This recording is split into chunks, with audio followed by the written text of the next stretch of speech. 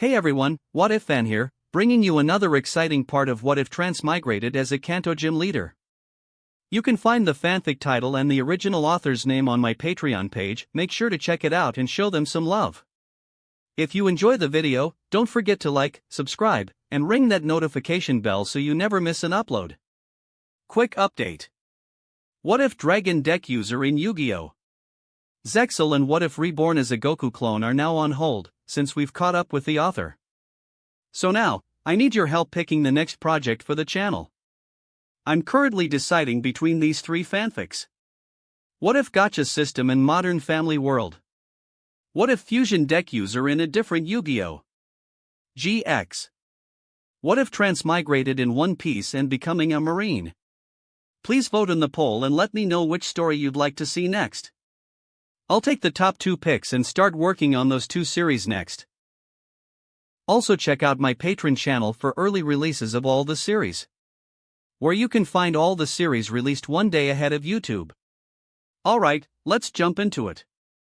Chapter 171, Apprentice. What a coincidence, Mr. Gary. I just got back from a trip and happened to run into you, Dylan remarked, marveling at the serendipity. Dylan couldn't help but feel there was some extraordinary, unexplainable bond between him and Gary. It was uncanny. Or perhaps not necessary at all. Gary's mouth twitched as he stared at Dylan's overwhelming enthusiasm. He wanted to step back but worried it might seem rude. I specifically went to Pallet Town to visit Professor Oak recently. I must say, he's such a dedicated and outstanding mentor. No wonder both you and Blue are so exceptional, Dylan said with sincere admiration. Speaking of which, Mr. Gary, where's Blue? I haven't seen him for quite some time and miss him greatly, Dylan asked curiously. After all, Blue had mentioned challenging him again, but 2 months had passed, and there was no sign of him. Blue? He's apparently training in Into Silver and hasn't come back yet, Gary recalled. This Rhoda badge? Once I return from Into Silver, I will claim it. Back when they parted ways, Blue had said this. Gary wondered how his cousin's training in Into Silver was going. Oh, I see. I hope Blue returns safely. I'm really looking forward to our second battle, Dylan said, a bit disappointed. Blue was a strong challenger, and their matches were always exciting. Into Silver, located near the Indigo Plateau, was one of the Kanto region's most famous wilderness areas. It was home to high-level wild Pokemon, a challenge even for seasoned trainers. Deep within the mountain, Tyrannitars were said to reside. Thinking back, Blue, as the Viridian City gym leader in the games, had a Tyranitar. Perhaps Blue in this world would obtain one earlier.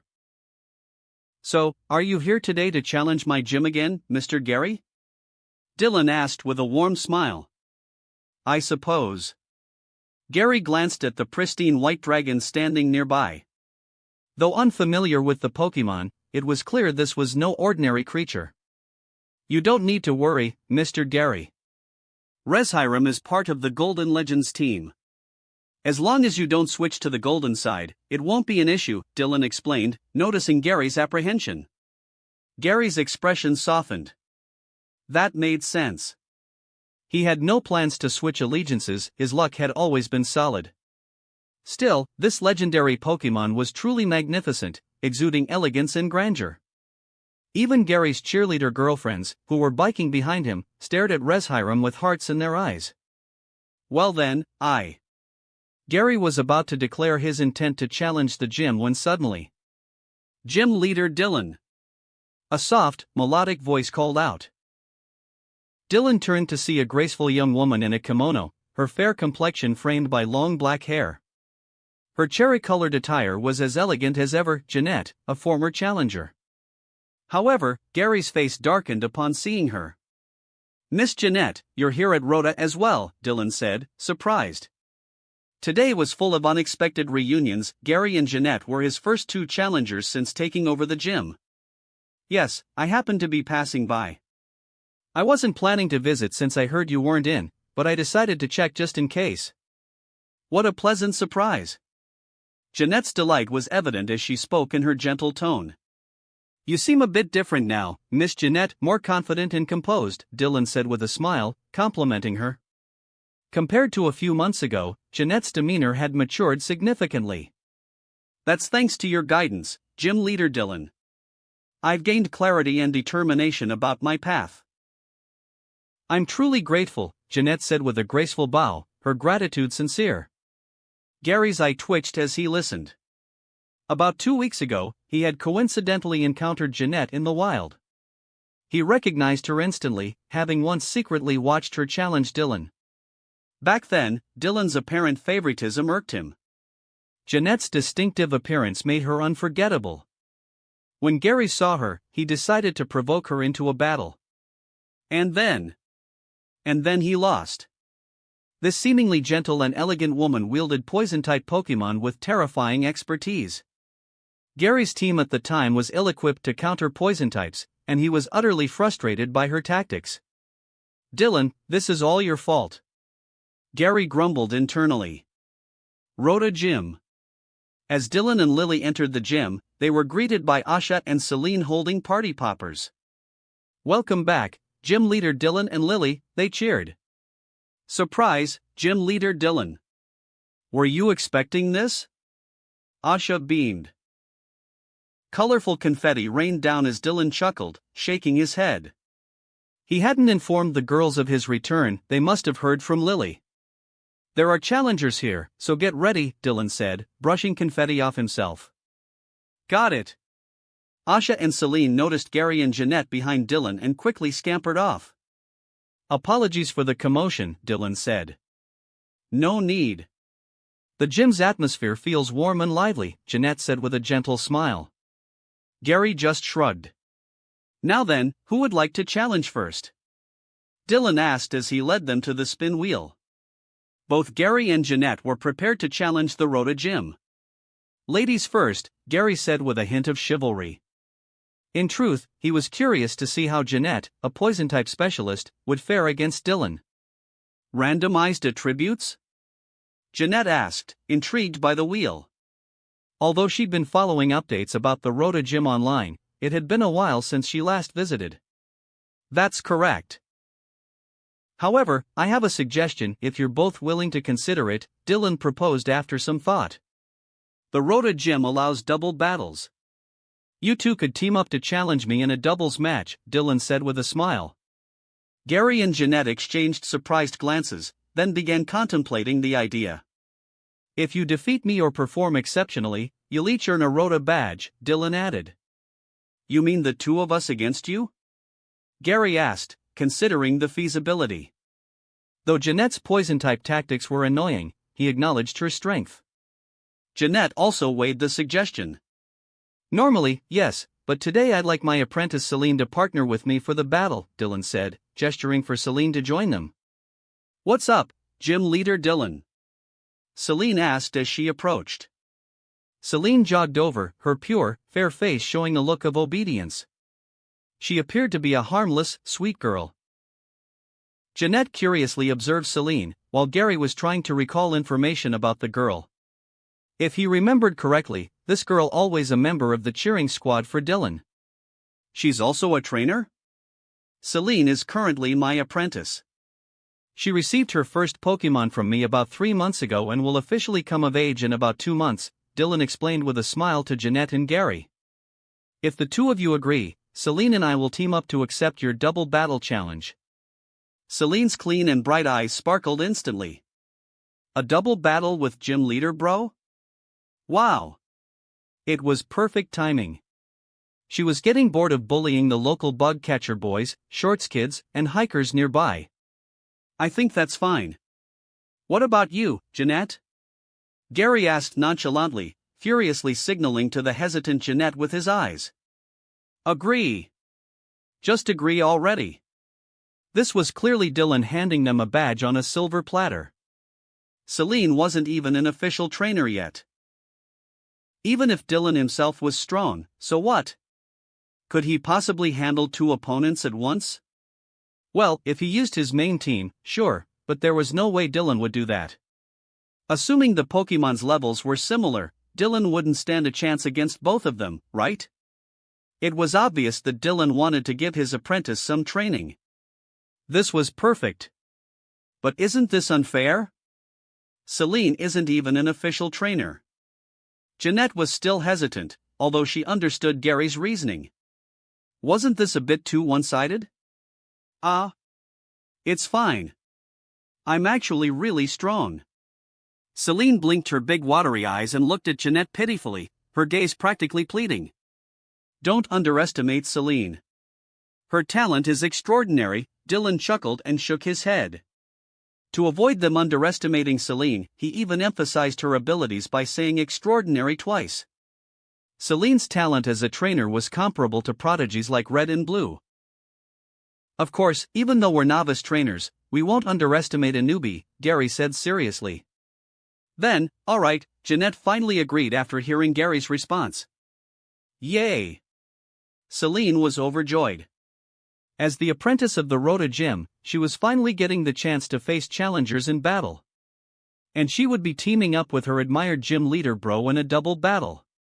Seeing Celine's innocent and cheerful expression, both Gary and Jeanette felt a pang of guilt. They were definitely going to target this girl's Pokemon as their weak point.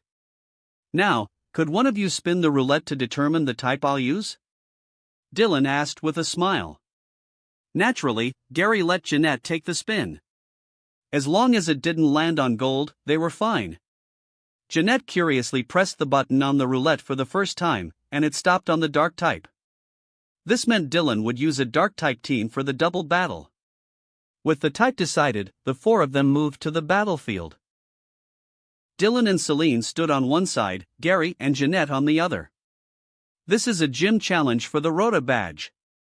The battle will be a double battle between gym leader Dylan and Celine versus Jeanette and Gary, the referee announced. The battle rules are 3 versus 3. Each participant may use 3 Pokemon. The gym leader's team will send out their Pokemon first and cannot switch during the battle. Begin! The referee declared the start of the battle. A double battle with gym leader Bro and Celine? I wonder how Celine will perform. Gary's sister and Lily watched from the audience. Gary's sister seemed a bit nervous. It was Celine's first official match representing the Rota Gym, after all. Celine will be fine. Big Bro has always been very satisfied with her progress, Lily reassured her. I know, but it should be okay. Gary's sister pursed her lips, recalling the past few days of wandering around Rota and Mt. Moon with Celine, challenging local trainers. Her expression turned odd. Apparently, Rota and Mt. Moon had begun circulating rumors about a terrifying black-haired, straw-hat girl. Although she looked pure and sweet, her methods were said to be ruthless, even reducing children to tears. Not just one, several. Truly terrifying. On the field. Don't hold me back, Jeanette. This is our best chance to win the Rota badge. Gary warned solemnly. Don't worry, Gary. You know the team I'm using, right? Just don't get in the way, Jeanette replied confidently. Of course, I know. Gary smirked, glancing at the innocent-looking girl in the straw hat. A gym apprentice? Laughable. Wasn't this an obvious weak point? If they defeated all of her Pokemon first, they could legally turn this into a 2 versus 1 battle. How could they possibly lose? Victory was guaranteed. Chapter 172, You're Truly Amazing. Celine, are you ready? No problem at all, Dylan. Dylan asked Celine, who energetically gave an okay gesture, her expression excited yet slightly nervous. Although she had been sparring frequently with trainers in the wild these past few days, and winning easily, this battle was different. After all, it was a match representing the Rota Gym, making it a bit more significant. Well then, Gary and Jeanette, give it your best shot, Dylan said, his gaze turning to Gary and Jeanette on the opposite side as he enlarged a Pokeball in his hand. For a battle against Gary and Jeanette, he would have to rely on his backup Pokemon. Grimmsnarl. Get ready for battle. Incineroar. Prepare for action. Dylan threw his Pokeball backward, and at nearly the same time, Celine immediately threw her first Pokeball. 2 beams of white light flashed, and 2 Pokemon appeared in front of Dylan and Celine. Gary's face turned pale halfway through, as he saw that the Incineroar had landed in front of Celine, meaning it was her Pokémon.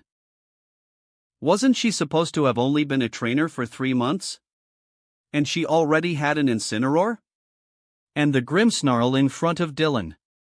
Gary thought hard for a moment before recalling its typing, dark and fairy. Ugh, its appearance is way too abstract, someone muttered. In the audience, Gary's and Jeanette's cheering squads were sitting together. After all, they were allies. But when they saw the Grimmsnarl, some women in the group let out quiet jeers. Its appearance was a little startling. The Grimmsnarl had a humanoid devil-like appearance. Its upper body was red, its lower body green, and its arms were long and thin, reaching down to its feet. The hair on its head extended down to its legs, resembling a tail. It was the evolved form of Morgrim. Beep. Grimmsnarl, a dark and fairy Pokémon, the prankster Pokémon. Ability, Prankster.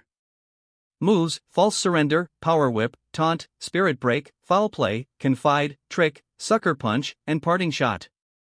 Description: Grimmsnarl prefers sneaky and underhanded tactics because it lacks confidence in its muscle strength. However, upon seeing Grimmsnarl's moveset, the cheerleaders fell silent one by one. Dark and Fire-type Incineroar, Dark and Fairy-type Grimmsnarl. Gary muttered to Jeanette.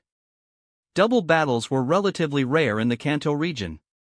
Typically, they required strong synergy between the trainers as well as excellent teamwork and adaptability. Gary wanted to win. He knew Jeanette's skills and capabilities were solid and at least on par with his own. I understand, Jeanette replied with a polite nod. Go! Nidoqueen! Crobat! Jeanette and Gary simultaneously threw their Pokeballs. A Nidoqueen and a Crobat flapped their wings as they appeared before the two trainers. Beep! Nidoqueen, a poison and ground type, the drill Pokémon. Ability, Poison Point. Moves, Superpower, Earth Power, Crunch, Toxic Spikes, Flamethrower, Iron Tail, Venom Shock. Description: its body is covered in tough, spike-like scales, and its spines stand erect when excited. So that Nidorina has evolved, Asha murmured as she looked at Nidoqueen's Pokédex entry. She still remembered how Jeanette used a Nidorina to challenge Dylan in the past. Asha then shifted her gaze to Gary's Crobat. It was clearly his Golbat, which had also evolved. Beep! Crobat, a poison and flying type, the bat Pokémon. Ability, Infiltrator. Moves, Cross Poison, Tailwind, Mean Look, Toxic Fawn, Air Slash, Haze, Supersonic, Taunt. Description: with an additional pair of wings, Crobat can silently glide through the dark. You might not even notice it passing by. Upon seeing Crobat's moveset, Lily's small face showed a hint of surprise. This was a very targeted approach. Oh. Both of them have evolved. You've truly grown a lot. I'm pleased, Dylan said as he looked at the formidable presence of Nidoqueen and Crobat. It was like a teacher watching the growth of their students with satisfaction. Please witness the fruits of my training, Dylan, Jeanette said with a gentle, elegant smile, maintaining her ladylike demeanor. That Incineroar will definitely use Fake Out on the first move, it won't deal much damage. Let's focus on the Grimmsnarl, Gary advised Jeanette, his determination evident. He really wanted to win. I understand. Although it has been a long time since I last challenged you, I have been paying attention, Jeanette replied with a soft smile. Good, Gary said, feeling more at ease. The battle was about to begin. Incineroar let out a low growl, exuding an intimidating aura. Intimidate. Nidoqueen and Crobat's physical attacks dropped by 1 level. Crobat, use Air Slash. Nidoqueen, use Helping Hand. Crobat flapped its 4 wings as a white glow emanated, while Nidoqueen raised its arms to assist. Fake Out. Celine and Dylan shouted simultaneously. Gary's eyelid twitched. The Grimmsnarl could also use Fake Out. Incineroar and Grimmsnarl's eyes flashed black as they darted toward Nidoqueen and Crobat like lightning. Fake Out. Smack! Incineroar and Grimmsnarl's claws struck Nidoqueen and Crobat, causing them to flinch. That was the effectiveness of Fake Out. Unlike Dylan's strategy, however, Celine didn't follow up with parting shot. Incineroar, use throat chop. Celine raised her arm and shouted at Incineroar, her demeanor completely different from her usual sweet and innocent image. In battle mode, Celine's aura was sharp and commanding. Incineroar's muscular body spun rapidly, its powerful arms slamming ferociously toward Nidoqueen. The Dark-type throat chop. Bam! The move struck Nidoqueen squarely, sending her crashing to the ground with a painful roar. Seeing Nidoqueen knocked down, Jeanette's eyes narrowed. This attack power, is it really this strong? Crobat. Cross poison. Gary's expression shifted, and he immediately attempted to support Nidoqueen. Swagger, Dylan commanded calmly. Grimmsnarl crossed its arms over its chest, displaying a smug, mocking grin. It let out a piercing cry, dark energy radiating and enveloping Crobat. The Dark-type Swagger. This sharply increased Crobat's physical attack but left it confused. Crobat's body glowed white as a few symbols of confusion, like excess, seemed to hover above its head. It wavered unsteadily, clearly disoriented. Crobat's physical attack sharply rose, but it became confused. Damn it! Gary clenched his fists. I even had it learn taunt specifically for this challenge. But before I could use it, Crobat's already confused. Grimmsnarl, fake tears, Dylan added with a faint smile.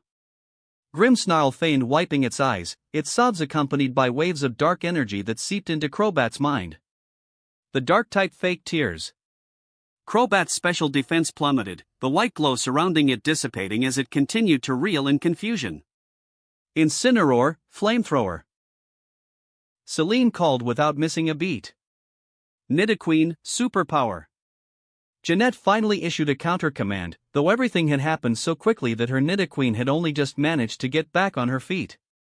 Incineroar raised its head sharply, unleashing a torrent of searing flames that struck the confused Crobat head-on. Boom! The flames exploded, and even in its disoriented state, Crobat screeched in pain. Celine's Incineroar was already powerful, and with Crobat's reduced special defense, the damage was devastating. The intense flames sent Crobat crashing down like a kite with its string cut. Meanwhile, Nidoqueen's arm glowed white as it delivered a heavy blow to Incineroar, a fighting-type superpower. The attack knocked Incineroar backward, eliciting a pained growl. Though superpower was super effective against Incineroar, the move's side effect caused Nidoqueen's own attack and defense stats to drop. Gary's expression darkened. The rapid sequence of attacks had left him unable to respond effectively. In the short time it took for Crobat to become confused and get knocked out, the tide had turned drastically. Nidoqueen, toxic spikes. Jeanette seized the chance to set up. Pursuit. Dylan shifted his focus back to Crobat. Crobat. Grimmsnarl's eyes glimmered with dark energy as it lunged toward the fainted Crobat, its claws cloaked in black. The Dark-type Pursuit. Pursuit's power doubled since its target had just been attacked. Slash. The move struck Crobat, who was still struggling to recover, rendering it completely unable to battle. Meanwhile, Nidoqueen's toxic spikes scattered across the battlefield, releasing streams of unsettling purple liquid into the ground. A faint purple glow rippled across the arena before fading. Toxic spikes are now active. Wow, the gym leader and Celine knocked out one already. Asha exclaimed happily. But with the toxic spikes in play, it's not looking great for them either, Lily noted, tapping her lips thoughtfully. It's fine. The gym leader and Celine will figure something out. Asha said with unwavering confidence in Dylan and Celine. Back on the field. That Incineroar. Gary withdrew Crobat with a grim expression, eyeing the standing Incineroar warily. Something's wrong. This isn't the weak point we thought it would be. This Incineroar was far stronger than anticipated, clearly the main offensive force rather than Grimmsnarl. Grimmsnarl seemed more like a support to enhance Incineroar's effectiveness. The only silver lining was that Jeanette's toxic spike setup was complete. With the battlefield now in their favor, they hoped to regain the advantage. Gary, that Incineroar is incredibly strong, Jeanette warned, her gaze fixed on their formidable opponent. The power behind the throat chop didn't seem like something a Pokemon trained for only 3 months could achieve.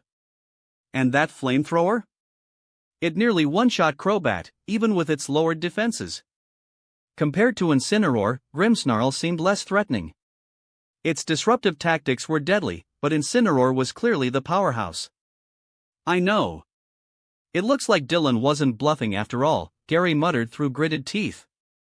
They had assumed Dylan was cutting them some slack as old friends, but clearly, this was anything but a freebie. Using us as a test run for his seemingly innocent apprentice, huh? How despicable. These trainers are pure evil.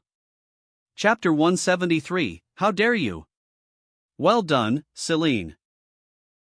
Dylan didn't hold back his praise for Celine. Her timing with the flamethrower just now had been impeccable. It's all thanks to you, gym leader Dylan. Celine's eyes curved into crescents as she beamed.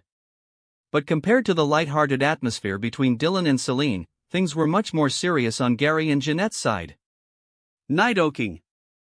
After a moment's thought, Gary sent out his Nidoking. With toxic spikes spread across the field, he couldn't risk using non-ground types, and his Nidoking had an advantage against Incineroar. A powerful Nidoking landed heavily in front of Gary. A Poison Point Nidoking. Asha analyzed Gary's Nidoking, noting that Nidoking and Nidoqueen often had the Poison Point ability. Celine. Leave it to me. Celine responded energetically. Nidoking, double kick. Gary launched an immediate offensive. Toxic spikes. Jeanette ordered Nidoqueen to act as well. Nidoqueen raised her head, dark purple poison energy condensing into a sphere. Laying 2 layers of toxic spikes would poison any opposing Pokemon that entered the battlefield. Incineroar, parting shot. Incineroar placed one hand on its hip, pointed at Nidoking with the other, and unleashed a barrage of taunts. Visibly agitated, Nidoking's eyes turned ferocious as its charging speed increased. The Dark-type parting shot. After delivering its verbal assault, Incineroar transformed into white light and returned to Celine's Pokeball. Meanwhile, Nidoking's attack and special attack were lowered by 1 stage. Torment, Dylan commanded his Grimmsnarl. Grimmsnarl let out a sharp, grating screech, black ripples radiating outward. The Dark-type Torment. Enhanced by its prankster ability, Grimmsnarl's move quickly took effect, disrupting Nidoqueen's focus.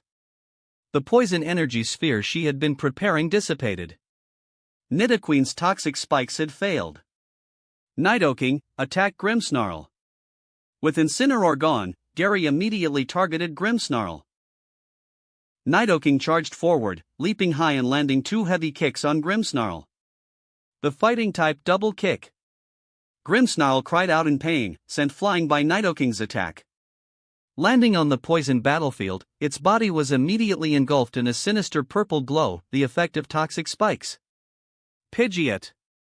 Celine acted quickly, sending out her second Pokemon. A majestic Pidgeot appeared, spreading its wings and crying out. The final evolution of Pidgeot. But upon seeing this Pidgeot, Gary and Jeanette's faces changed, knowing it was capable of a critical move. Deep Pidgeot, normal/flying type, bird Pokemon.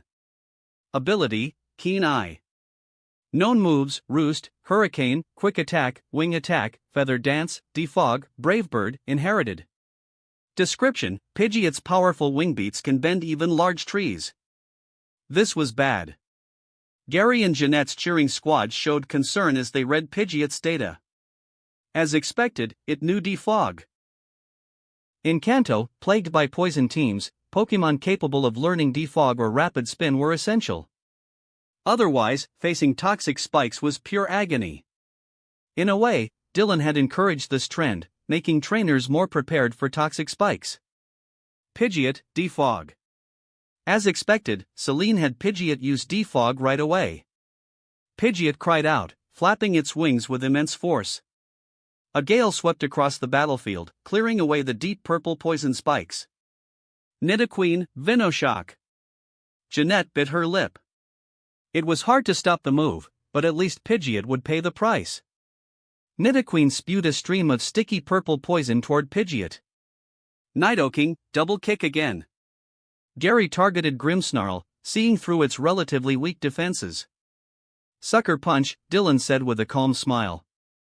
Grimmsnarl understood instantly, its eyes flashing with black light as it darted past Nidoking. Not attacking Nidoking? What's the plan? Gary hesitated. But the next moment, Grimmsnarl leaped up, intercepting the Venoshock aimed at Pidgeot. The deep purple poison seeped into Grimmsnarl, its body glowing ominously as the toxic effects began to take hold. Grimmsnarl winced in pain. Gym leader Dylan. Celine's eyes welled up with tears, touched by Dylan's decision to let Grimmsnarl shield Pidgeot from the poison. Nidoking. Gritting his teeth, Gary grew more frustrated. Nidoking charged toward Grimmsnarl again, landing another double kick. Grimmsnarl let out a low cry of pain, collapsing and losing its ability to fight. Dylan had lost his first Pokémon. How dare you bully adorable Grimmsnarl? Celine's almond-shaped eyes widened as she glared at Nidoking. Gary was dumbfounded. Since when is Grimmsnarl adorable? Honchkrow. Dylan sent out his second Pokémon. A plump black bird with red feathers under its wings and a white tuft on its chest appeared, resembling a gentleman with a black hat on its head. It was Honchkrow. Beep Honchkrow. Dark/Flying type, Big Boss Pokémon. Ability, Super Luck. Known moves, Foul Play, Taunt, Swagger, Sucker Punch, Wing Attack, Brave Bird, Inherited. Description, ruthless and unforgiving, Honchkrow is said never to tolerate failure from its Murkrow underlings. This Honchkrow was one of Dylan's strategic Pokémon, specifically trained to handle mid-level challengers like Gary and Jeanette. 2 flying types, huh? Jeanette frowned. This put them at a disadvantage, as both Nidoking and Nidoqueen relied on ground moves that couldn't touch flying Pokémon. Return, Nidoqueen. Jeanette recalled her Pokémon, replacing it with her second choice, Glimmera. A crystalline flower-like Pokémon, Glimmera floated elegantly in front of Jeanette. It was a rock/poison type. Oh? So you've raised a Glimmera, Jeanette, Dylan remarked, intrigued. Yes, thanks to an elder in the village, I obtained a Glimmet and nurtured it into Glimmera. Jeanette smiled proudly, clearly fond of her Pokémon. Meanwhile, Gary replaced Nidoking with his third Pokémon, Magneton. Aiming to counter the flying types, Gary had chosen his electric-type Magneton. Glimmera, Ancient Power. Magneton, Thunderbolt. Jeanette and Gary issued their commands simultaneously. In front of Glimmera, chunks of rock materialized, the rock-type move Ancient Power. Meanwhile, Magneton's body crackled with electricity, unleashing the electric-type Thunderbolt. Ancient Power and Thunderbolt struck, both moves being highly effective against flying types. Use Sucker Punch. With a flash of black light in its eyes, Honchkrow darted toward Magneton like a shadow, moving at incredible speed. Enhanced by Sucker Punch's priority boost, Honchkrow closed the gap in the blink of an eye, striking Magneton hard with its wing shrouded in dark energy. Magneton was knocked back with a heavy thud. U-turn. At the same time, Pidgeot elegantly dodged Ancient Power and Thunderbolt with its superior flying skills, charging at Magneton. The bug-type move U-turn. Not only did it deal damage, but it allowed Pidgeot to return to its Pokeball and switch out with another Pokémon. Pidgeot glowed faintly green, ramming into the already stunned Magneton. The next moment, Pidgeot turned into white light, retreating into Celine's Pokeball. Gary's face turned grim as he realized what had just happened. Why are they targeting me? Do I look like an easy target? He glanced at the massive Glimmera nearby. Why don't you attack that instead? Ignoring it like this is just disrespectful. Glimmera, use Ancient Power again. Jeanette ordered immediately. More rocks formed in front of Glimmera. Thunderbolt. Gary gritted his teeth. Electric currents surged from Magneton's body, golden electricity crackling toward Honchkrow, who had pulled back. Sucker Punch. Honchkrow, with its incredible speed and priority, easily evaded the incoming Thunderbolt and dodged Glimmera's Ancient Power in one swift motion. No good. It's too agile to hit without restricting its movements, Jeanette muttered, her lips pressed tightly together. With sucker punches priority comparable to extreme speed, Honchkrow was simply too overwhelming. Incineroar, fake out. Celine quickly sent out Incineroar, her next Pokémon. The moment Incineroar appeared, its Intimidate ability activated, lowering the physical attack of both Glimmera and Magneton. Incineroar then charged at Magneton, slapping it sharply across the face with its paw. Fake out. Although it didn't deal much damage, it left Magneton flinching. Meanwhile, Honchkrow swooped in with another sucker punch, delivering a solid hit to Magneton, leaving it groaning in pain. Magneton. Gary was alarmed. This was bad. Glimmera, support with ancient power. Jeanette's pupils contracted. Glimmera prepared another ancient power, but its target wasn't Honchkrow this time, it was Incineroar. Flamethrower. As expected, Celine immediately issued her command. Sharp instincts, but it's no use, Dylan remarked with a light chuckle. Honchkrow. Honchkrow quickly flew above Incineroar, shielding it as ancient power slammed into it. Honchkrow let out a sharp cry of pain. It was a flying type, and ancient power hit hard due to Glimmera's high special attack. Fortunately, Honchkrow was still at full health and managed to endure the hit. Incineroar's flamethrower hit Magneton directly. The intense flames sent Magneton flying backward and crashing to the ground. When they looked again, Magneton was already down, unable to battle. The two sucker punches combined with flamethrower were too much for it to withstand. Most of all, Celine's Incineroar's flamethrower had done massive damage due to its type advantage. They're targeting me. Gary clenched his teeth as he stared at the fainted Magneton. There was no doubt about it, Dylan and Celine were focusing their attacks on him, treating him as the weak link. Why? What did I ever do to deserve this? Can't you target her Glimmera instead? What's wrong with you two? Jeanette was at a loss for words. Gary, you only have one Pokémon left, Nidoking. If it gets knocked out, this match is over, she subtly reminded him. She couldn't handle a 1v2 on her own, especially against opponents like Dylan and Celine. Celine's strength was far beyond their expectations. But they're blatantly targeting me. Look at Honchkrow and Incineroar, they're completely ignoring your Glimmera. Gary's face was a mixture of frustration and despair. What was with this ridiculous team-up? Why were they so dead set on annoying him? Especially that Honchkrow with its sucker punch and Celine's Incineroar with fake out, it was too much to deal with. If it weren't for Celine switching to Incineroar, Magneton might have survived a little longer. This was beyond frustrating, Gary felt utterly defeated. How could a doubles match feel so one-sided and infuriating? This blatant targeting was enough to make him sick. Chapter 174, Leah. The battle that followed was already without suspense. Gary only had a Nidoking left, while Jeanette still had 3 Pokémon. However, it didn't matter. Under the coordinated efforts of Dylan and Celine, Gary's Nidoking was quickly overwhelmed and lost its fighting ability. Though Celine's Incineroar also lost its fighting ability, it didn't matter. Because Jeanette was now going to battle alone. With her double battle partner eliminated, the chances of turning things around were slim. I surrender. After realizing there was no hope, Jeanette helplessly chose to forfeit. There was no point continuing the battle. Dylan and Celine worked well together, and both had strong Pokémon. It was just too difficult, she could only say it was too difficult. Jeanette instinctively glanced at Gary, who nervously turned away, silently avoiding her gaze. It was awkward, but Gary was more speechless. What could he do? Jeanette sighed inwardly. She had worked hard to decide to challenge the Rota Gym for the second time. She should have known better than to do a double battle. Her own challenge might have made more sense, even if it meant commanding 2 Pokémon alone. Dylan Gym Leader, Celine. When Jeanette regained her composure, Dylan and Celine walked over. She straightened her emotions and spoke up. Meanwhile, Gary was almost visibly disgusted. Unfortunately, you two still haven't defeated us, Dylan said with a smile, meeting their gazes.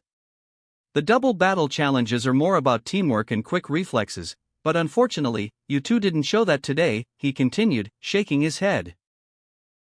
Though we were targeting Gary for a focused breakthrough, it wasn't without a solution. But neither of you figured out how to defend in counterattack. It's not just about teamwork, it's more than that. I feel very ashamed, Jeanette said, a bit helpless. Even though Gary was the first to be overwhelmed, since it was a double battle, Jeanette couldn't do anything about it. She too bore some responsibility. All in all, both of them didn't perform well in this battle. I really don't suit double battles, Gary remarked with a roll of his eyes and a shrug. Forget it, Dylan Gym Leader, I'll challenge again next time, he added, waving his hand. There was no point in staying after losing. Goodbye. Dylan smiled and watched Gary and his cheerleaders leave. Dylan Gym Leader, is Celine really just an apprentice? Jeanette asked, curious and amazed.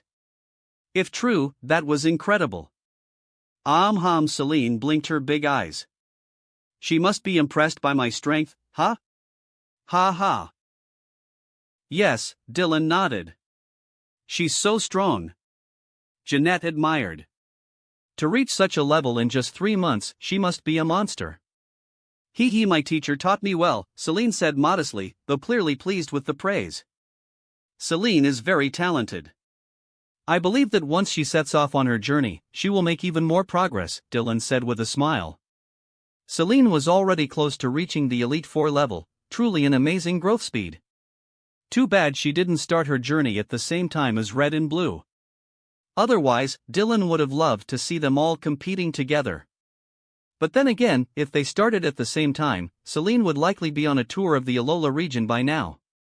Will Celine participate in the Indigo League this year? Jeanette asked curiously. With only 2 months left before the Indigo League, it seemed like there wasn't much time, but with Celine's strength, she could probably still get the badges. I'm not sure, Celine said, frowning. I want to be the champion, but I don't think I can beat Champion Lance this year. I probably won't challenge the league this year. I'll wait until next year, she added after a moment's thought. By the time I start my journey, it'll already be the end of the year, and there won't be enough time to travel properly. I'll aim for next year instead and work hard. I think I can challenge the regional champion then. As for which region, Celine hadn't decided yet. I see. But honestly, if you weren't participating, it would be much less stressful, Jeanette joked. She understood the vast gap between people. Celine was clearly one of those gifted monsters, a born trainer. Competing against her would be pointless. The difficulty of this year's Indigo League will still be high. Miss Jeanette, just do your best, Dylan reminded Jeanette. Even without Celine, there were still Red and Blue, both incredible trainers. Is that so? Jeanette asked, slightly stunned. I understand now. For a newcomer like me, getting into the top 4 would be a success. Then, Jeanette smiled gently. She had a calm attitude about it. Thank you for your time today, Dylan Gym Leader. I'll take my leave now. It was no trouble at all. You're welcome to challenge us again anytime, Dylan replied with a smile. I really want your badge, Jeanette said, smiling sweetly. She then curtsied to both Dylan and Celine before turning and leaving gracefully. Jeanette really has the air of a noble lady, Celine said with sparkling eyes, quite envious. She's from Crimson City, so it's understandable, Dylan shrugged. The name of Crimson City gave it away. Good job today, Celine. Keep it up and aim to take down Champion Lance soon, Dylan said, patting Celine on the shoulder. So, Teacher Dylan, please stop setting goals for me. Celine complained, her eyelids twitching. Celine, as an apprentice from Rota Gym, you should aim higher. Thank you so much, Teacher Dylan, Celine said sarcastically. Ha ha ha, alright, I'm heading to the backyard now, Dylan chuckled, walking toward the back of the gym. He still hadn't released his Pokemon yet. Meow. As soon as he entered the backyard, a pink light flew toward him. Meow meow meow meow. The round, chubby Jigglypuff snuggled against Dylan, purring nonstop. Alright, is the canned food all gone again? Dylan said, smiling as he held the fat Jigglypuff. Meow. You really need to eat less, little one. It hasn't been that many days, and I feel like you've gained at least 5 pounds, Dylan laughed, poking Jigglypuff's belly. Meow, I haven't. Jigglypuff protested, but suddenly sniffed the air and seemed puzzled. That's the scent of the big white dragon, and the big ice dragon too. Jigglypuff's body glowed with a faint pink light as it backed away, looking at Dylan in surprise. Their scents are so strong. Did you catch them, Dylan? Yep, surprised? Unexpected? Dylan grinned, holding Jigglypuff closer and releasing his other Pokémon, including the magical-faced Meow and others. He then sat down on a picnic blanket. This trip to Unova was a big success, and I experienced some interesting things. Meow, Dylan, you didn't take me along. I wanted to see the fun too. What are you looking at? All you do is eat and sleep. If I threw you like a weapon you wouldn't even react. Dylan couldn't help but laugh. That was an accident, Meow, and it was in Dylan's bag, so I could sleep peacefully, Meow.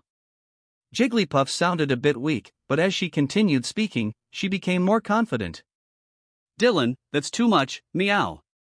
How could you throw me into the thunder of the great black dragon? Yes, I'm sorry, Dylan said, squeezing Jigglypuff's big face. After playing with Jigglypuff for a while, Dylan lay on the picnic mat, feeling the breeze and thinking about the upcoming schedule. There hasn't been any news from Xena in the Hoenn region yet, no need to hurry. The northern journey needs to be expedited, add that to the plan. Alola could also be considered. With the shiny Necrozma, the Ultra Space can be entered and exited at will. Each of the Ultra Beasts can be captured a few times, and there's also the sealed Necrozma. Dylan's eyes flickered slightly, imagining a future where he would have Necrozma, Dawnwings on his left and Necrozma, Duskmane on his right. Both could transform into their Ultra forms, perfect. Now, which team should I form next? Dylan thought about his next team. He actually had many Pokémon of different types. For instance, his partner Pikachu, and partner Eevee, but he didn't have a specific team focused on a particular type. Soon, Dylan had an idea and quickly sent a text message to his old friend. Ding ding. Suddenly, Dylan's phone rang. Hello. As soon as the call was answered, a bright and energetic female voice came through. Dylan, long time no see, did you miss Leah? Nope. Huh? How could that be? Leah is so cute. After losing me, shouldn't you be crying and feeling like the days are dragging on? Leah's shocked voice was very loud. Just say what you need to say. Dylan lazily responded. Since Leah called, it was obviously for something important. Well, Dylan, I found out that a high-ranking member of Team Rocket is plotting something big. What do you mean? Dylan raised an eyebrow. Although Leah usually wasn't serious, she was extremely reliable when it came to matters involving Team Rocket. Apparently, Team Rocket has started a new plan, and this time, they will have their very mysterious 3 high-ranking members lead the team to execute it. And Leah here just happened to learn the target location of one of their plans. Leah proudly said. As expected of you, Leah. When is the operation happening? It should be in a few days. I'll dig around some more in the next few days, and then I'll need you to come over, Dylan. Leah was very familiar with this process, gather intelligence, and leave the action to the big guy, nice. Okay, contact me in advance then. Dylan nodded. If Team Rocket's plan required the 3 high-ranking members to personally act, then it was undoubtedly the 3 legendary birds project. Dylan's eyes flickered slightly, wondering which of the 3 members Leah would have found information about regarding the legendary bird's location. Well, capturing both the people and the birds would be perfect. With Dylan's return, the Rota Gym became popular again, even making it onto trending searches along with the news of Lance changing his username to Dojuo. Unquestionably, the Rota Gym had been bustling recently. Although there still wasn't any challenger that impressed Dylan, he had Celine handle some of the challenges, claiming it would help her accumulate battle experience. Then, if you can't even beat an apprentice, how do you plan on challenging the gym leader? Many challengers left the Rota gym in tears, after being completely beaten by an apprentice who was still underage, which was a blow to their pride. By Saturday, Dylan and Lily flew towards the southeastern part of the Kanto region with Reshiram. At the Pokemon Center near the Rock Mountain Tunnel, Dylan met Leah again. Wow, Dylan, your Pokemon is so beautiful. As Reshiram landed, a disguised Leah quickly approached, her eyes sparkling as she stared at Reshiram. It's called Reshiram. I just caught it recently. It's really too beautiful. Where did you catch it? I want to go too. Leah spoke quickly, but before she could finish, she seemed to notice something from the corner of her eye. Her pupils suddenly shrank, and she immediately hid behind Dylan. What's wrong? Dylan was taken aback and noticed that Leah's grip on his shoulder was tightening, clearly very nervous. Look over there, Leah whispered in his ear. Dylan followed the direction Leah pointed towards and saw three figures. One was a tall, muscular man wearing a tank top and baggy pants, with a baseball cap and large sunglasses, obscuring his face. Next to him was a tall, slender young woman with gray-blue long hair. She wore a tight yellow sexy crop top that revealed her slim waist, white casual three-quarter pants, and yellow high heels. A lazy, charming aura radiated from her. She was an attractive woman. Beside this gray blue-haired woman was a young man with purple hair, wearing a mask and a suit-like outfit. This was Karen and Will. The Johto Elite Four from the Gold/Silver era, with Will being the first member, specializing in Psychic type, and Karen, specializing in Dark type, had even defeated Bruno, making her the head of the Johto Elite Four. As for the big guy with the sunglasses, Dylan could tell from his physique that it had to be Lieutenant Surge. No wonder Leah had such a big reaction. It turned out she had seen her former colleagues from the organization. But how did Karen and Will get involved with Lieutenant Surge? Weren't they active in Johto? Dylan was a bit puzzled, especially since the side story later showed that the masked organization took over the remnants of Team Rocket, but that was after Team Rocket's downfall in Johto. Yet Team Rocket was still active in Johto, and Karen and Will had come to Kanto and seemed to be quite close to Lieutenant Surge. This was getting interesting. Chapter 175, Pidgey. Is there something wrong with those two people? Dylan asked with a feigned look of confusion, turning to Leah. We should keep our distance from them, Leah said. At this moment, Leah had calmed down a bit, but she still hid behind Dylan, pulling at his clothes as she cautiously moved backwards. Lily was equally puzzled, but she still followed the two of them. Once they reached the riverside, Leah let out a sigh of relief. Leah, do you know those two people? Dylan handed Leah a bottle of water. Leah thanked him, opened it, and took a sip, her gaze drifting blankly over the river. It seemed like Leah had never looked like this before. Lily looked at Leah's melancholic and downcast expression, and a thought suddenly popped into her mind. It seemed true, Leah always had an energetic and lively personality, exuding a sense of joy and freedom. If you trust me, you can tell me about it. Maybe I can help, Dylan said softly, giving her shoulder a comforting pat. His voice was gentle and reassuring. Leah bit her lip, her soft lips parting as if to speak, but she quickly pressed them together again, as if hesitating. If you're worried about some strong enemy, you don't have to be afraid. I'm strong now, very strong. Dylan spoke again in a soothing tone. He wasn't one to meddle in others' business, but whether it was because of sympathy for Leah's past, his connection to her in reality, or some other reason, he wouldn't refuse to help if Leah asked. But it had to come from her. She had a lot of mental pressure, and she needed an outlet. They are former colleagues from the same organization, Leah said after a long silence. Yes, Karen and Will were once her colleagues. But I've already left that organization, and I betrayed them. So, are they here to capture you, Leah? Lily asked, surprised. I don't know. Leah shook her head. She truly didn't know, as Karen and Will had always been active around Johto and had rarely been in Kanto. But now, they had come to Kanto, which confused Leah. Do you need me to take care of them for you?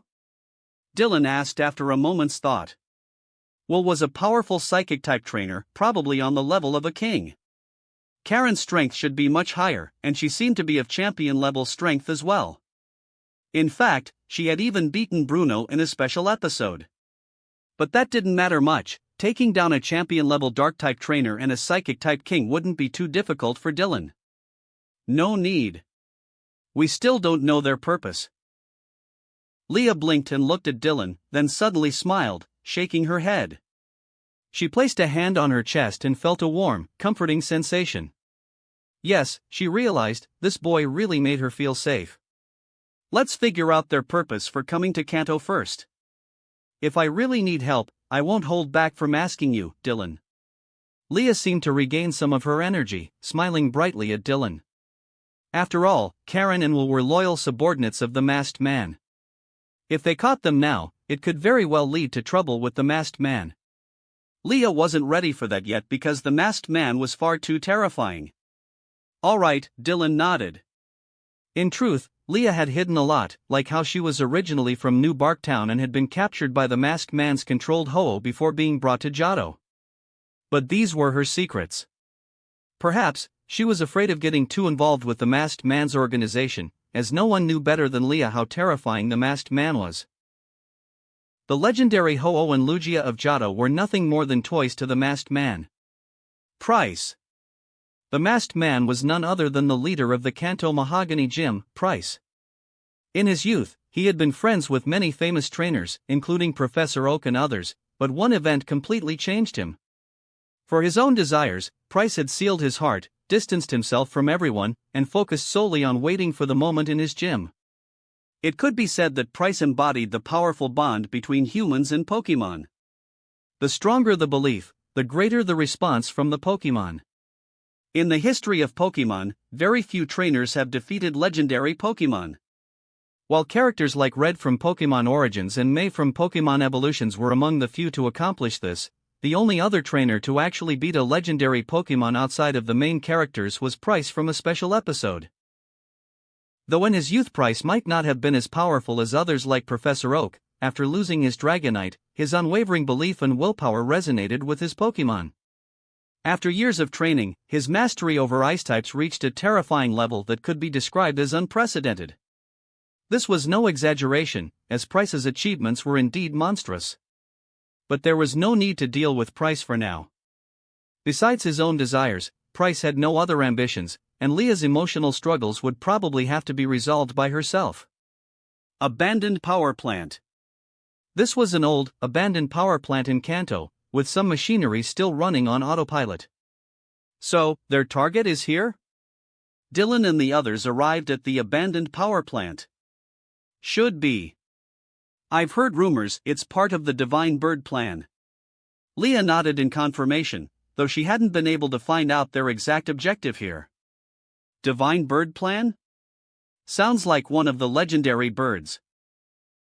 Let's go in and see. Dylan led the way into the plant. Since Team Rocket had begun their plan, it was clear that the bird they were after was definitely inside this plant.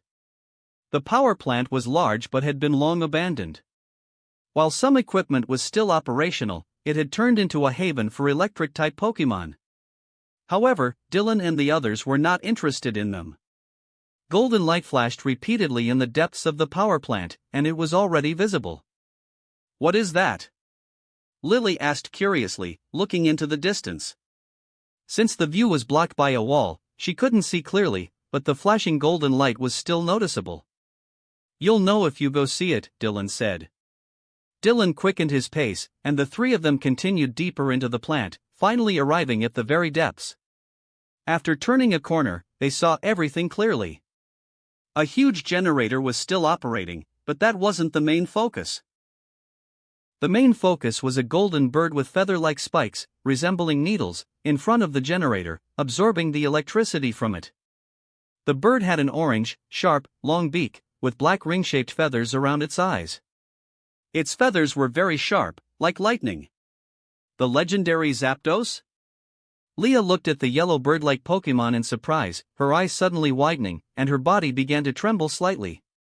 She had a severe fear of birds, and now seeing Zapdos triggered her fear. Don't be scared. It's just a Zapdos. The fear in your heart is meant to be overcome. Lily, help Leah. Dylan gently patted Leah's back to comfort her. He could feel how tense Leah's body was. But this was something she had to face. Her fear of birds was too severe, and she needed to overcome it. Leah, are you okay? Lily also noticed Leah's strange behavior and gently comforted her while holding her. I'm fine. I'm fine. Leah gritted her teeth, looking down and refusing to look at Zapdos. She knew she had to overcome her fear of birds, but it was still incredibly hard for her. Chirp! At that moment, Zapdos noticed the three humans. Its sharp cry rang out as it flapped its wings and flew up, its piercing gaze looking down on them. Golden electric sparks flickered all around Zapdos, its presence imposing, a strong pressure filling the air.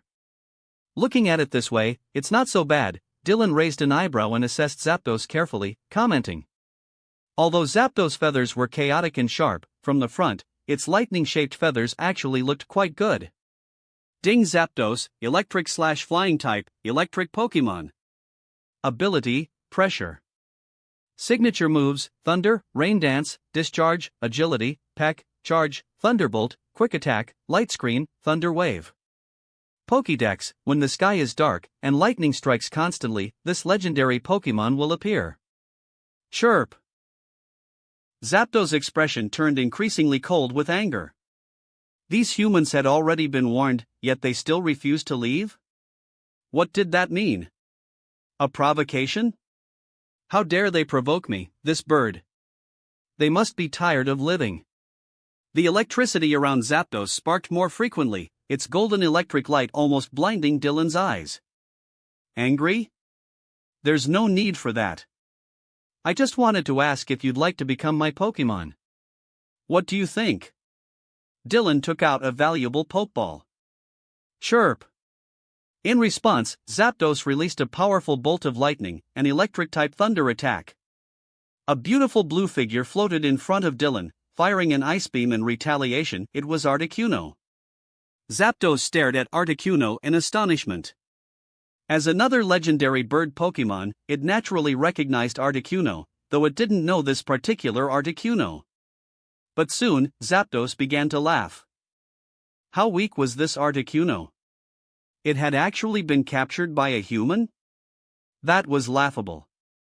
However, the ice beam collided directly with the thunder, and after only a brief moment, the thunder was shattered by the ice beam. In Zapdos' shocked and incredulous shriek, the ice beam hit it directly. Crack! Crack! Ice crystals rapidly formed, and Zapdos cried out in pain as it fell to the ground, weakened and unable to fly due to the ice type's effect on flying types. The cold air quickly invaded its body, causing Zapdos immense suffering. Looks like this Zapdos isn't very strong, Dylan shook his head as he observed. Yow, such a weak, scruffy bird. Articuno gently fluttered its magnificent wings, casting a side glance at Zapdos and calling out lazily. Zapdos immediately widened its eyes, glaring fiercely at Articuno. Chirp, chirp, chirp. What are you chirping about, you ugly pidgey-headed fool? Yow, you're so weak. You're a pidgey head that's been captured by a human. Who are you to insult me? You scruffy bird. You're weaker than a pidgey. Zapdos instantly broke down, turning red with anger. Brother, what are they saying? Lily asked curiously, looking at the two birds, one high and one low, seemingly exchanging words, and turned to Dylan with a puzzled look. She knew her brother had the power of Viridian and could understand Pokemon speech. Dylan looked somewhat strange and puzzled, then paused for a moment. Zapdos is greeting Articuno's mother, and Articuno is greeting Zapdos itself. Something like that? Chapter 176, Pig? Greeting each other? Lily tilted her head, a big question mark appearing on her forehead. Is this really just a greeting? She felt like it wasn't at all like that. The feathers on Zapdos were standing up like a porcupine, and it was chirping nonstop, chirp, chirp, chirp. It felt more like it was swearing, right?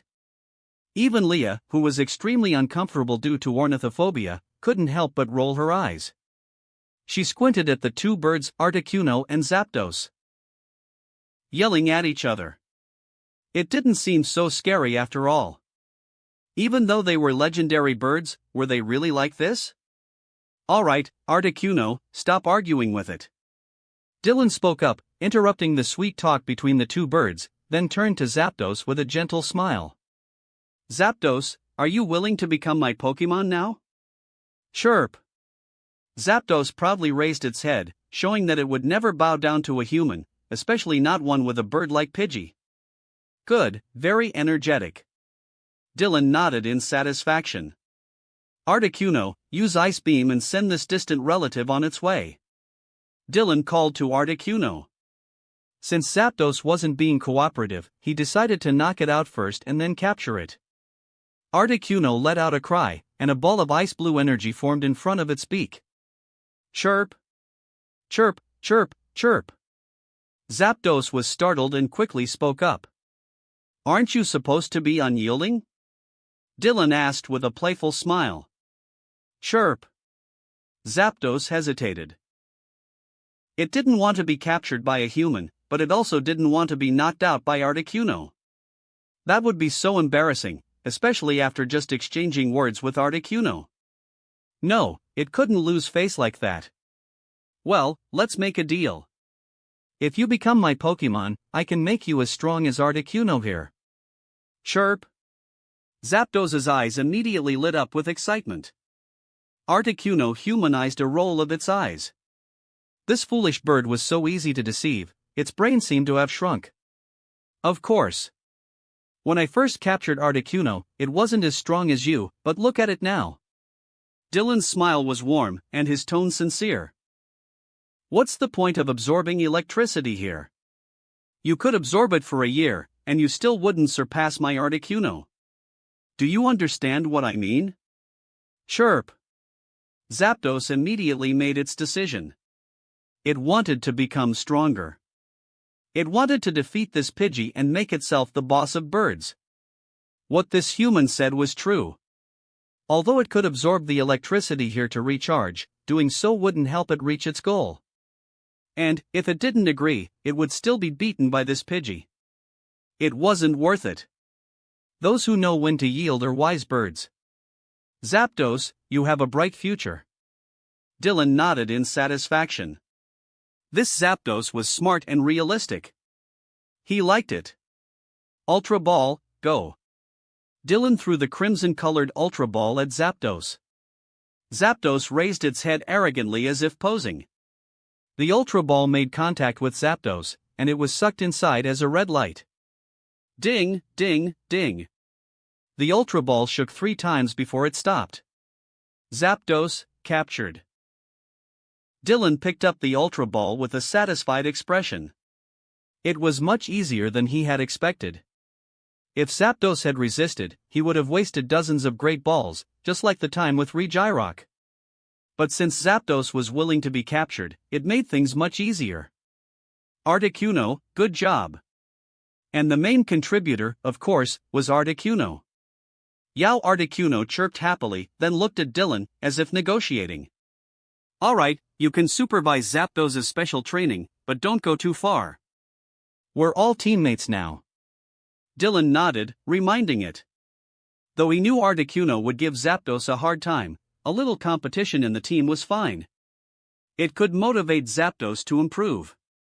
Yao Articuno promised it wouldn't go too far. Leah, Lily. After watching the entire scene, Leah suddenly lowered her head and thought deeply. It seemed like her ornithophobia wasn't really necessary. Why was she so afraid of birds? This legendary bird was like this? It's really not bad, looks pretty strong. After recalling Articuno and releasing Zapdos again, Dylan sprayed Zapdos with a high-level healing spray. Zapdos puffed out its chest, proudly calling out. Of course. Bird Boss is strong. By the way, Dylan, didn't your power of Viridian have healing abilities? Why do you still prefer using healing sprays? Leah leaned against Lily. Though her fear of birds wasn't as strong now, she was still a bit weak and needed to recover. The power of Viridian consumes my mental energy. If I use it too much, I'll get dizzy, while healing sprays only consume useless numbers. Dylan didn't even turn around.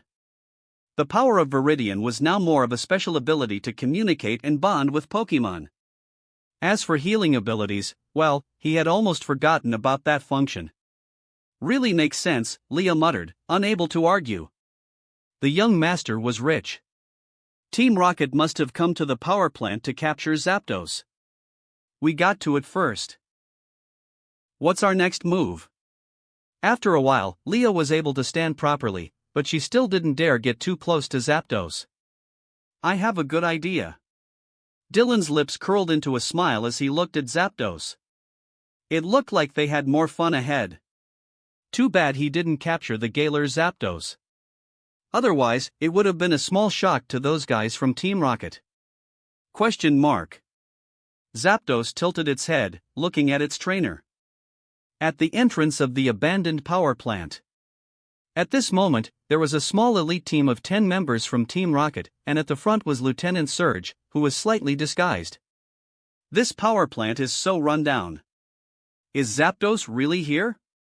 Karen, with her long fingers covering her brows, gazed ahead with a lazy, magnetic voice. Will silently observed the surroundings, not saying a word. According to the intel, it's accurate. We'll see how you all perform once we go inside. Lieutenant Surge shrugged, then looked at Karen and Will with interest. Since the boss recommended you to, I guess you should be quite capable?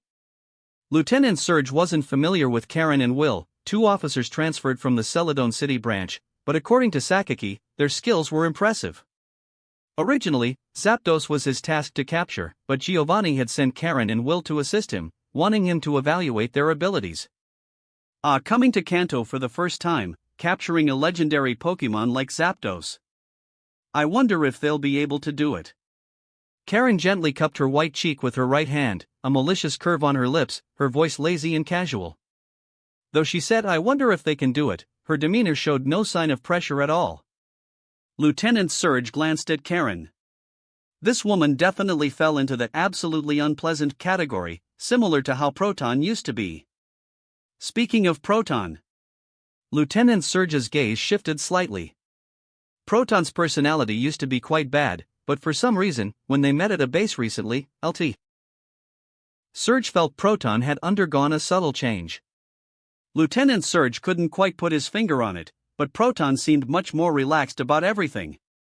Even his personal hobby of teasing subordinates, a term that basically meant showing off, appeared to have faded. And then there was Archer. Archer had also changed subtly. While still reliable and trustworthy in terms of abilities, he seemed to space out often when alone. Nobody knew what he was thinking. It was truly strange. The boss values both of you very much. I heard that in Johto, Char also thinks highly of you. Lieutenant Surge led the group into the abandoned power plant, curiously asking Karen and Will. Char, that short guy. Senior Char is quite the character, Karen replied with a malicious smile, as if recalling something. Did you just call him short? Lieutenant Surge was slightly surprised and glanced at Karen. Char, a senior officer among Team Rocket's elite, was not well liked by many other senior officers. After all, that short guy was completely unhinged, cruel, and arrogant, always carrying several bombs around with him. Lieutenant Surge really disliked Char, but Karen and Will used to work under him. Ha ha ha, don't worry. I can't stand that damn shorty Char either, but you two aren't senior officers yet, so it's best not to offend him openly. That guy holds grudges. Lieutenant Surge laughed heartily. He was generally easygoing, and though a senior officer of Team Rocket, he wouldn't have joined if it weren't for Giovanni. Thank you, Senior, Karen said politely with a smile. The rocket team ventured deeper into the power plant, the faint golden light ahead becoming clearer. It's just ahead. After all, it's the legendary Zapdos. Be careful. If you need support, let me know, Lieutenant Surge warned Karen and Will. Karen raised an eyebrow, her impression of Lieutenant Surge improving slightly. She hadn't expected him to be so decent. Will remained silent, continuing to blend into the background. Leave it to us, Senior. It's just a Zapdos. We can handle it, Karen said with a gentle smile, though her smile always carried an unsettling malice. A mere wild Zapdos? How hard could it be? Karen scoffed inwardly. She considered herself to be a champion-level strength, certainly not weaker than other champions. A mere Zapdos? It probably wouldn't even require her to step in, Will could likely handle it on his own. As they turned the corner, they entered a spacious generator room, where the source of the golden light finally came into view. But a golden bird stood there, napping. Its golden feathers resembled sharp needles. It definitely looked like Zapdos, but the key issue was, how could it be so fat? Its body was round like a ball, especially its belly, a huge, rounded lump. Compared to its chubby, spherical body, its head and neck looked almost miniature. Was this a bird? If not for the wings, one might have mistaken it for a pig. Lieutenant Surge and the others were stunned. Is this Zapdos or a Zapdopig? For a long time, one of the rocket team members blankly asked, can its wings even make it fly? Meow. It seemed like the Zapdos took offense to that comment. Who's calling me a pig? Who said that? Are you showing any manners? I'm a cute and mysterious cat, not a pig. The atmosphere grew more awkward. Meow. Is that how Zapdos sounds? Lieutenant Surge silently pulled out his Pokédex to scan this Zapdopig, suspecting one of his foolish subordinates had made a mistake. Could this really be Zapdos? He needed to double-check to avoid any errors. Ding Zapdos, electric/flying type, electric Pokémon. Abilities, synchronize. Signature move. Description: when the sky turns dark. Lieutenant Surge fell silent. This did appear to be Zapdos, and the Pokédex wasn't wrong. But the image of Zapdos in the Pokédex looked nothing like the creature before him. Senior, do you really think capturing this Zapdos will be useful for the organization? Or is it just for research purposes?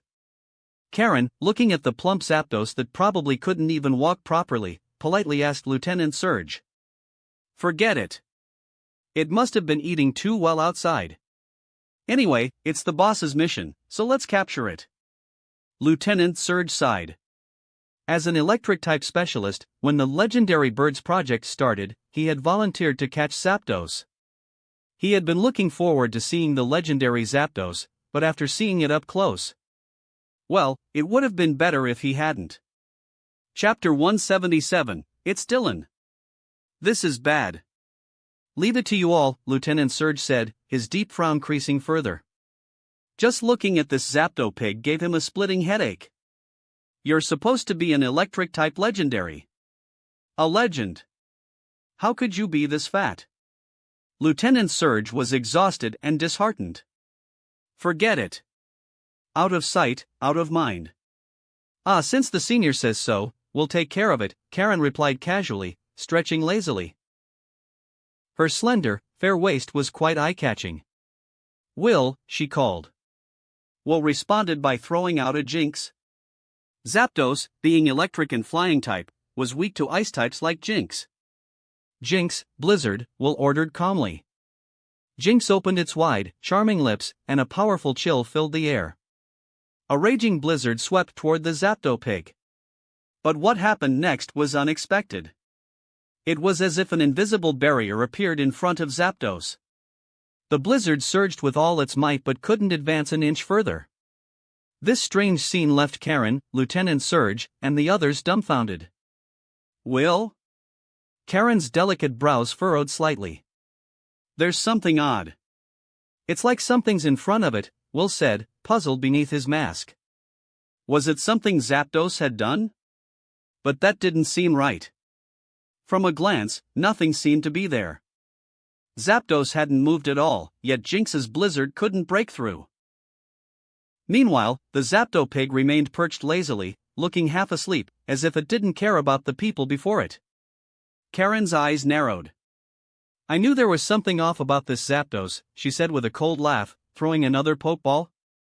A sleek Umbreon appeared before her. Shaped like a canine, with long ears and gold ring patterns on its black body, its blood-red eyes gleamed. Umbreon, pursuit. Umbreon's eyes flashed with dark light as its black figure darted toward Zapdos. But as it neared, the same invisible barrier emerged. Radiating dark energy, Umbreon gritted its teeth and pushed forward. As it did, a faint prismatic glow began to shimmer. Rip! The sound of something tearing filled the air as Umbreon shredded the unseen veil. Meow! Zapdos opened its groggy eyes and found Umbreon right in front of it. Zapdos was momentarily stunned. Hadn't it set up a psychic wall? Though it hadn't used much psychic power, it still shouldn't have been something a regular Pokémon could breach. Pursuit! Umbreon lunged at the massive Zapdos. Meow! Zapdos was displeased. It hadn't even bothered these people, yet they came to trouble it? A tangible shockwave suddenly rippled out. Umbreon, the first to bear the brunt, let out a grunt as it was knocked back. A pure energy shockwave had sent it flying. Boom! The ground quaked violently. Cracks began to form across the power plant floor, and wild Pokémon like Voltorb, who inhabited the plant, started fleeing in panic. What on earth is this? Lieutenant Surge was stunned. Giant plant roots erupted from the cracks, writhing like massive dragons, creating an awe-inspiring sight. Some of the thicker roots even pierced through the power plant ceiling. A true forest terrain takeover. Frenzy plant? How can a Zapdos even use that? Is this some kind of joke? Lieutenant Surge was utterly shocked, swearing aloud. Even if Zapdos had unleashed repeated thunders, he wouldn't have been this dumbfounded. But a Zapdos using Frenzy Plant? That was utterly nonsensical. Checking the Pokédex again, he confirmed this Zapdos didn't even have Frenzy Plant in its move pool. How was this possible? Karen and Will also frowned deeply. As the roots continued to spread, Lieutenant Surge and the others realized the increasing danger. The entire power plant was shaking. Retreat for now. Lieutenant Surge made the call, leading everyone out of the power plant. The area was too perilous to stay in. Fortunately, the Zapdopig didn't seem intent on attacking them, allowing them to escape safely. But the problem remained. They had come to capture Zapdos today. This Zapdos is definitely not normal, Karen said, her brows tightly knit. The eerie air wall and the absurd frenzy plant, it all felt wrong. Meow! A melodious cry sounded again as the Zapdopig, now glowing faintly with pink light, floated out of the power plant, surprising Lieutenant Surge and the others. Wait, it could actually fly? The Team Rocket members were stunned, but they quickly realized the Zapdos wasn't flapping its wings. Instead, it seemed to be using psychic powers to float. Is this really Zapdos? Lieutenant Surge, Karen, and Will couldn't shake the growing doubt in their minds. This was far too strange. Who upset our little pigcat? A teasing male voice suddenly interrupted. The group immediately turned to see a man and two women approaching. It's Dylan? This isn't good. Lieutenant Surge pulled his hat down further, sensing trouble. He recognized Dylan. After all, Dylan's all-black outfit was highly distinctive. Though it was their first meeting, Lieutenant Surge had seen plenty of photos of him. Meow!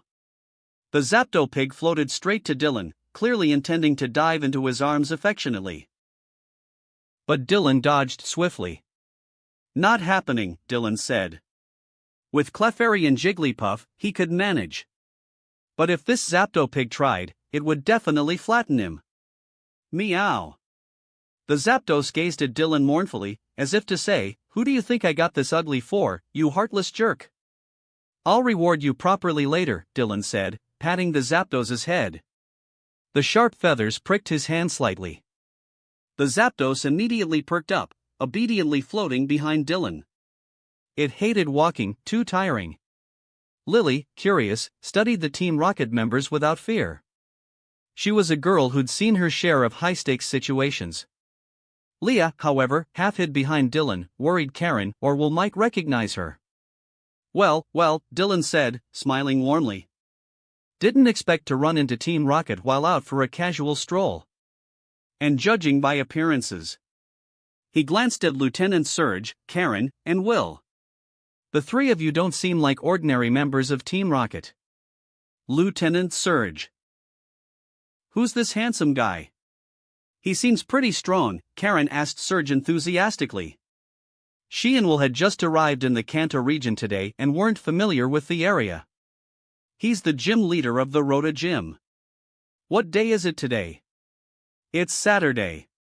TCH, just my luck. Lieutenant Surge clicked his tongue in annoyance. How unlucky. The Rota Gym was one of those gyms that closed on weekends, with fixed off days on Saturdays and Sundays. Dylan would often leave the gym and wander around. Lieutenant Surge hadn't expected to bump into him today.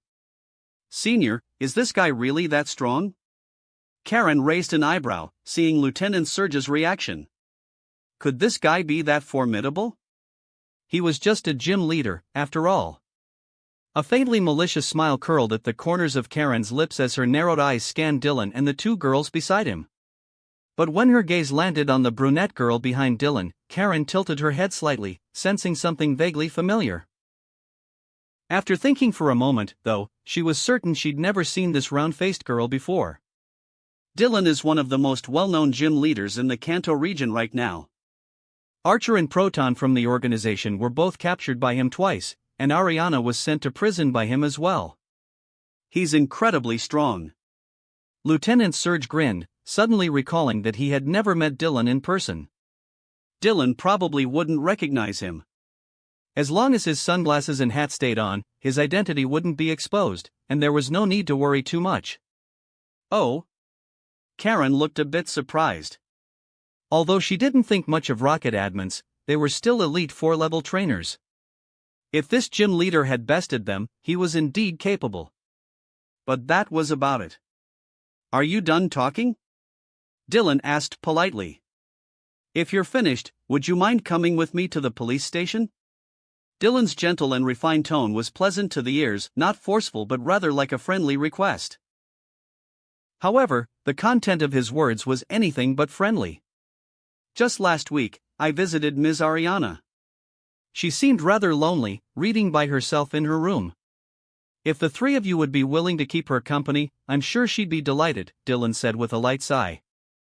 Lieutenant Surge and Will both frowned darkly, their faces full of question marks. Ha ha ha kid, you've got a real sense of humor, Lieutenant Surge said, laughing. Sending them to accompany Ariana? What a joke. How ridiculous, Will said, his expression darkening slightly. TSK, what an amusing little pretty boy, Karen said, hands on her curvy hips, clearly intrigued by Dylan. It seems the three of you aren't too keen on the idea, Dylan said, looking slightly disappointed. Dylan, I know you're strong and capable of defeating Archer and Proton with ease, but get one thing straight, Lieutenant Surge said with a twisted grin. I'm not Archer or Proton. And you're here with two little girls. Are you sure you want to fight us? Lieutenant Surge's arrogance was palpable, and understandably so. As one of Rocket's 3 top executives, he had every reason to be confident. Compared to Archer and Proton, Lieutenant Surge's strength was on an entirely different level. 3 against 1, pretty boy. The odds are in our favor. The situation doesn't look great for you, Karen said, twirling a strand of her bluish-gray hair, her tone both teasing and warning. Behind her, the cold-eyed Umbreon stared at Dylan and his group with blood-red eyes, its aura icy and intimidating. How interesting. It's been a long time since anyone dared to warn me, Dylan said, raising an eyebrow as he enlarged 2 pokeballs in his hand. As a gym leader under the Kanto League, there's no reason for me to let Rocket members off the hook. Sending the 3 of you to keep Ms. Ariana company sounds like a perfect plan. You can play cards together in your spare time, it'd be delightful, don't you think? Hearing this, Lieutenant Surge took out a pokeball of his own. It seems we won't be reaching an understanding today. Let me show you something, Dylan. Lieutenant Surge licked his lips, his excitement growing. He'd been looking forward to fighting Dylan for a long time. There's a hierarchy among Rocket's top executives. He was determined to test Dylan's strength and prove his own superiority. Moreover, he wasn't alone. With Karen, Will, and 10 rocket elites at his side, the odds were clearly in their favor. A 13-on-1 matchup. Was there even a question of who had the advantage? Today, Lieutenant Surge was ready to avenge Archer and Proton. Chapter 178, Pig? 2. Oh. Dylan watched Lieutenant Surge with great interest. Now, I'm rather curious to see the gap between the rocket executives. So there were differences in strength even among rocket executives? How amusing. Haha, you'll find out soon enough. Lieutenant Surge laughed heartily as he opened a pokeball. In a flash of light, a humanoid, yellow and black Pokemon appeared before him. An electric type, Electivire. Alongside it were Will's Jinx and Karen's Umbreon. The 3 Pokemon stood ready to fight, their piercing gazes fixed. An elite-level Electivire, an elite-level Jinx, and a champion-level Umbreon. Interesting. Dylan's sharp gaze swept over the 3 Pokemon. Karen looked surprised. It was true her Umbreon was champion level, but just from its aura alone, most wouldn't be able to discern that. Dylan, my boy, if you turn a blind eye, we can avoid any unnecessary trouble, Lieutenant Surge said, raising an eyebrow as he subtly glanced at Karen. If he could avoid a clash with Dylan, it would be ideal. That Zapdos had to be fake. Though Lieutenant Surge looked like a musclehead, he wasn't stupid. There were Pokemon capable of mimicking others, and one that could transform into Zapdos while also using Frenzy Plant? It could only be that mythical Pokemon. So, what do you think? Though the mission was already a failure, Lieutenant Surge prioritized reporting to their boss. Despite his itching desire to fight Dylan, he restrained himself. You're quite the joker. I'm not interested. Dylan shrugged casually. LT. Surge's brow furrowed. If that's the case, there was no choice but to fight. As long as they could take Dylan down quickly, it would be fine. Hopefully, Officer Jenny hadn't been alerted yet. If she showed up, things would get complicated. No matter how impressive your lineup looks, before my Kyurem, you're all just ants. With a smirk, Dylan opened his luxury ball. Roar! A deafening roar shook the ground as a massive gray dragon landed heavily before Dylan. Its golden, fearsome eyes gazed disdainfully at the humans before it. The strongest dragon on land, Kyurem. An overwhelming dragon aura mixed with freezing pressure descended upon the area, sending chills straight to everyone's core. Even breathing became a struggle. What incredible pressure! Lieutenant Surge and Will widened their eyes in shock, staring at the enormous gray dragon. Even Karen frowned. This was over the top. Wow! Dylan, your Pokemon looks insanely strong. Leah exclaimed, patting Dylan on the shoulder with amazement. The sheer pressure was overwhelming, even from the sidelines. Hee, this is Kyurem, the legendary Pokemon from Unova. My brother recently captured it there. It's super strong. Lily whispered proudly to Leah, her voice filled with excitement. That's amazing. Leah's wide, sparkling eyes reflected her astonishment. In just over a month, Dylan had grown even stronger. His progress was incredible. Don't panic, it could just be a paper tiger, Lieutenant Surge said, trying to calm Will and Karen. Well, let's test that theory. Will nodded, though he was frowning. The pressure was overwhelming, but they had to confirm its true strength. Electivire, Thunder. Jinx, Psychic. And then... Roar! Kyurem's furious roar was accompanied by a flash of icy light. Before their eyes, Electivire and Jinx were frozen solid, turned into lifelike ice sculptures. Lieutenant Surge and Will fell silent, their expressions immediately clearing. No need to test further. This dragon was indeed a monster. Dylan's grin widened as he looked at the now silent Lieutenant Surge and his group. Why so quiet, everyone? He walked to Kyurem's side, feigning surprise as he glanced at the trio. Leah and Lily couldn't hold back their laughter.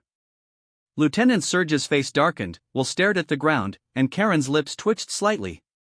Well, no matter how many of you there are, in front of Kurum, you're just frost on the ground. Dylan sighed, relishing the moment. Kurum's overwhelming power truly made him feel unbeatable. Lieutenant Surge's expression stiffened further. But you should feel honored. This is Kurum's first appearance in the Kanto region. Still not talking?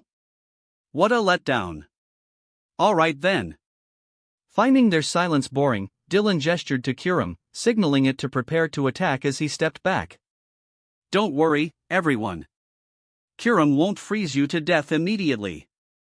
It's experienced with this sort of thing.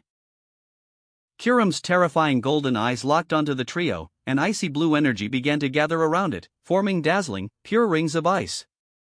Wait. Leader Dylan, I think we can talk.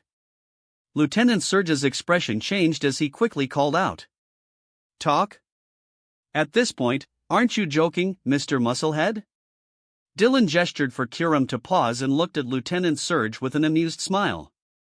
This is something both Archer and Proton have said countless times. It doesn't work, you know. Pleading won't help either. As a gym leader of the league, I won't let you Rocket members off. Otherwise, Lance Senpai would be disappointed. Though Dylan's voice was gentle, his words were anything but.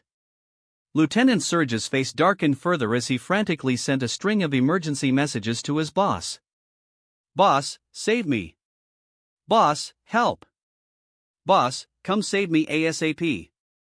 Lieutenant Surge wasn't taking any chances and resent the messages again. Lieutenant Surge wasn't taking any chances and resent the messages again. Leader Dylan, I believe there's been a misunderstanding. Karen, ever the champion-level trainer, swiftly distanced herself from Lieutenant Surge and Will. Oh? Dylan looked intrigued. I'm not with Team Rocket. You've misunderstood. Karen brushed her grayish-blue hair aside with a faint smile, effortlessly disassociating herself. Lieutenant Surge and Will were dumbfounded. Especially Will. We're on the same team. How could you do this? If you're cutting ties, take me with you. Though Will's expression darkened, he held back as Karen discreetly signaled him. What a comedian you are. If you're not with Team Rocket, why are you here with these rocket thugs? Dylan spread his hands, unconvinced. Bold declarations, silence mid-fight, and now ridiculous excuses. Leaf's disguised voice chimed in mockingly. Dylan, stop listening to her nonsense. Freeze this entire group of Kanto scum. Leah eagerly encouraged Dylan, clearly relishing the idea of watching Karen and Will turned into ice sculptures. Leader Dylan, you misunderstand. I was just traveling from Johto and happened to be misled by these evil thugs. They told me there was a Zapdos here, so I followed along. Honestly, if it weren't for you, I might have been in real danger. Karen's tone was sincere, but her story was outright absurd. Will stood silently, rolling his eyes internally. You're a champion-level trainer, and you expect anyone to believe that? Lieutenant Surge, meanwhile, quietly continued spamming his boss for help. Maybe you're telling the truth, but that's too bad. My job is to capture you.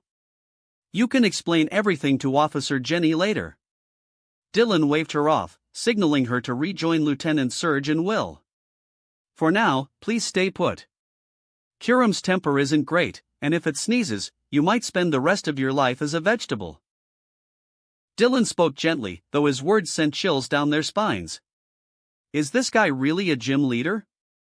Why does he sound like a villain? Karen's eyelid twitched, and she obediently returned to stand beside Lieutenant Surge and Will. This Pokemon is terrifying. Do you have any way to get out of here? Will whispered to Lieutenant Surge and Karen. He suddenly wanted to go back to Johto. He had only just arrived in Kanto today, and while he liked excitement, he wasn't looking to end up in jail. What about your teleport? Karen asked, her eyebrows knitted tightly in frustration. That dragon is staring right at us. How am I supposed to use teleport? And its oppressive aura is overwhelming, there's no guarantee my Zata could successfully execute teleport, Will replied in a low voice. Teleport could instantly take people away from the area, and as an elite psychic trainer, Will's ace Sata could easily transport 3 people under normal circumstances. But was this a normal situation? With that dragon exuding such a terrifying presence, it was uncertain whether Zata could even perform teleport, let alone take multiple people with it. I've already called for help from the boss, but I'm not sure how long it will take for them to arrive, Dylan said. Karen, are you sure you don't want to give it a try? If your whole team went at it together. Will ignored Dylan's comment and addressed Karen directly. After all, she was champion level. Are you out of your mind? You want me to fight that dragon? Karen shot Will a cold glance, seriously doubting that he might be planning to run off while she risked her life against Kurum. Then what do we do? Are we really going to jail? Will said reluctantly. He had come to Kanto for fun and to complete some tasks, not to end up in a cell. Karen frowned deeply, while Lieutenant Surge sighed in despair. He was the one who least wanted to be caught, wasn't he? As the gym leader of Vermilion City, his identity was now at risk of being exposed. What would he do after this? But right now, they had no solutions. Where was the boss? Time quickly passed, and Officer Jenny from Lavender Town arrived with reinforcements. Dylan, you're amazing. You've done it again. Officer Jenny exclaimed as she excitedly clasped Dylan's hand. He was truly an idol. Not only had he captured a high-ranking rocket executive, but 3 of them at once. This is just what I should do as a gym leader, Dylan said modestly. At his words, Officer Jenny's expression froze slightly, her eyes dimming for a moment. As she was escorting the rocket members earlier, she had seen Lieutenant Surge. Lieutenant Surge, the gym leader of Vermilion City, was actually a high-ranking rocket executive. This revelation was truly shocking. Dylan, you're the real hero of justice. By the way, I'm a fan of yours. Could you give me an autograph? This young Officer Jenny's eyes sparkled as she eagerly held out a notebook and pen to Dylan. Is that okay? I'm just an ordinary gym leader, Dylan said, somewhat surprised. No. You're the Rocket Slayer. My family has so many fans of yours. Officer Jenny quickly shook her head. Please thank your family for their support, Dylan said with a smile as he signed the notebook. I will. I still need to oversee the prisoners. Goodbye for now, Dylan, she said before running off to the police car, where the rockets were being detained. Inside the police car, Will stared blankly at the ceiling, the silver handcuffs on his wrists glinting. On his first day in Kanto, he had received an invaluable silver bracelet, but all Will wanted to do was cry. Karen sighed deeply. What kind of mess was this? Feeling better now? Dylan smiled as he watched the police cars drive off, then turned to Leah. Totally. Thank you so much, Dylan. Leah exclaimed, immediately leaping at Dylan and wrapping her arms around him in a big bear hug. Her legs clung around his waist, and her big eyes curved into crescent moons as she spoke in a sweet, syrupy tone. Oh my gosh. Seeing Karen and Will's expressions as they were cuffed had nearly made her laugh her head off. Leah, that's not appropriate. You shouldn't act like that. Lily exclaimed, her eyes wide as she tried to stop Leah's bold display. How could she do such a thing? Was Leah deliberately taking advantage of Dylan? Get down already. You're heavy, Dylan said reflexively as he supported the girl's waist and spoke to Leah. Huh? Heavy? I just weighed myself this morning, and I'm definitely not heavy. It must be ditto, it's too heavy, Leah protested incredulously. Meanwhile, on a distant hilltop, a middle-aged man in a black suit and gentleman's hat stared deeply at Dylan and the others. Beside him stood a silver Pokemon clad in mechanical armor. This Pokemon's eyes glowed faintly blue as it stared intently at the Zapdos. Mutwo, your aura is fluctuating again, the man, Giovanni, said calmly. That? Mutwo's deep telepathic voice echoed. Yes, that's your original, Mew. But it doesn't matter. You will surpass it, Mutwo, Giovanni said, his voice magnetic and confident. You've only just awakened. This armor will help you fully adapt to your power. You are growing rapidly, Mutwo. There's no need to rush, Giovanni reassured, smiling. Mutwo remained silent, its glowing blue eyes fixed on the Zapdos, a mixture of doubt and bewilderment visible. Was this really its original form? This Pig? Forgive Mutwo for using the term pig, but it couldn't find a more fitting description. And suddenly, Mutwo began to wonder if there had been some misunderstanding. Perhaps it wasn't actually created from Mew's genetic material at all. Chapter 179, Confess Now. Mew? In front of the abandoned power plant, the mythical Pokemon, now disguised as a Jigglypuff, sat comfortably in Dylan's arms.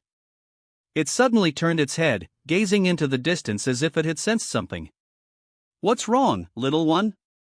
Dylan asked, looking down at Jigglypuff. It's strange, Mew. Just now, I seem to feel a very familiar presence, the Pokemon murmured, nibbling on its tiny paws and tilting its head in confusion. It had sensed something strikingly familiar for a fleeting moment but couldn't quite pinpoint what it was. Never mind, Mew. Forget it. Dylan, I want 20 boxes of canned food when we get back. What? How do you dare to demand that? Dylan exclaimed. I transformed into Zapdos for you, Mew. Jigglypuff puffed up its chest proudly. All I asked for was a transformation. Why does that warrant wholesale groceries? Besides, your Zapdos form wasn't even convincing. It didn't even have a neck. Dylan retorted, recalling the incident. When Jigglypuff had transformed into Zapdos, not only had it looked bizarre, but even Leah, who had a bird phobia, couldn't stop laughing. The most absurd part was Zapdos itself, whose bug-eyed, horrified expression had perfectly turned it into a living meme. I don't care, Mew. I transformed, so you owe me the canned food. Pig Mew, you really can't keep eating like this. Dylan sighed. Don't call me Pig Mew. Dylan, you've changed. I even took a hit for you once, Mew. Jigglypuff pouted dramatically. Are you planning to hold that over me forever? Dylan twitched at the corner of his mouth, helpless against this demanding little Pokemon. Fine, I owe you, he relented. Yay, Dylan is the best, Mew. Jigglypuff beamed, its eyes squinting in delight. I'm going to sleep now, Mew. Wake me up when we're home. Good night, Dylan. With that, Jigglypuff's body began to glow faintly as it floated into Dylan's backpack. Before disappearing completely, it politely said, good night. Dylan glanced at the bright, sunny sky but decided to let it go. Pff, Dylan, where did you even find such a perfect Mew? Leah burst into laughter, holding her stomach. Watching Dylan and Jigglypuff haggling like an old married couple had thoroughly amused her. Lily covered her mouth, chuckling softly as well. Picked it up in the yard. Fate works in mysterious ways, Dylan said helplessly. Despite its quirks, like being gluttonous, lazy, and greedy, Mew had no major flaws. Well, aside from being a bit overweight. More importantly, when it really mattered, Mew was always reliable and never hesitated to help. I'm so envious. It feels like something straight out of a novel. Plus, you're progressing so quickly. Leah exclaimed as she walked in front of Dylan, hands clasped behind her back. She bent slightly, inspecting him with wide eyes full of admiration. From the moment she met Dylan on the SS, and Leah had decided to stick with him and read. Looking back now, she realized she wasn't just clinging to big opportunities, these were monumental opportunities. That's because my brother is amazing, Lily chimed in with a proud smile. Stop it. Keep complimenting me, and I'll get cocky, Dylan joked, waving his hand modestly. Oomph, I think you deserve to be cocky. You've tamed Unova's dragon god. Even Lance might not be a match for you now, right? Leah's bright eyes sparkled as she leaned closer in curiosity. Dylan rubbed his chin thoughtfully. Without using legendary Pokemon, I'd say it's hard to tell. I might not be able to beat him. The last time Dylan sparred with Lance didn't count. Lance hadn't used his full main lineup. Only his last Dragonite could be considered part of his A team, and even then, it wasn't his ace Dragonite. Despite that, it had easily suppressed Dylan's Dragonite in a direct clash. Considering that Dylan's Dragon team was his strongest, it spoke volumes about Lance's prowess as a top-tier champion. The champion of Dragon Masters sure lives up to his title, Leah mused with a tilt of her head. But Dylan, does that mean if you used your legendary Pokemon, you could beat Lance? More like, if I used my legendary team, the real question is how Lance could avoid losing too badly, Dylan quipped with a raised eyebrow. Wow, such confidence. Leah blinked in surprise. Are legendary Pokemon really that strong? Who do you think you're underestimating here? I'm the man who has Reshiram, Kyurem, Lunala, Necrozma, and a gluttonous Mew, Dylan said with a shrug. Leah's face filled with awe. She didn't even need to understand all the names to know they were incredible. Then, could you beat Ho-Oh and Lugia? Leah asked, her voice tinged with anticipation. To be modest, they're decent opponents, Dylan replied humbly. And if you're not modest? Merely grains of sand. Dylan spread his hands nonchalantly. Leah's eyes sparkled with admiration. If Dylan could easily handle Ho-Oh and Lugia, did that mean he was on par with the masked man? But then a thought struck her. Dylan's strength was his own achievement, he had no obligation to face the masked man for her sake. She bit her lip, hesitant. Dylan, does your gym need more staff? She asked suddenly. What's this? Is the great beauty applying for a job at my gym? Dylan chuckled. Leah met his gaze seriously. If I ever need help, I'll tell you directly. For now, I just need a place to crash and freeload for a few days. What do you say? Not welcome? Fine, fine. You can take over as the referee for now, Dylan agreed, amused. Yay! I'm great at being a referee. Leah cheered, her bright smile lighting up the atmosphere. Dylan's phone suddenly rang. A glance revealed that it was President Charles Goodshow calling. President, Dylan answered the call.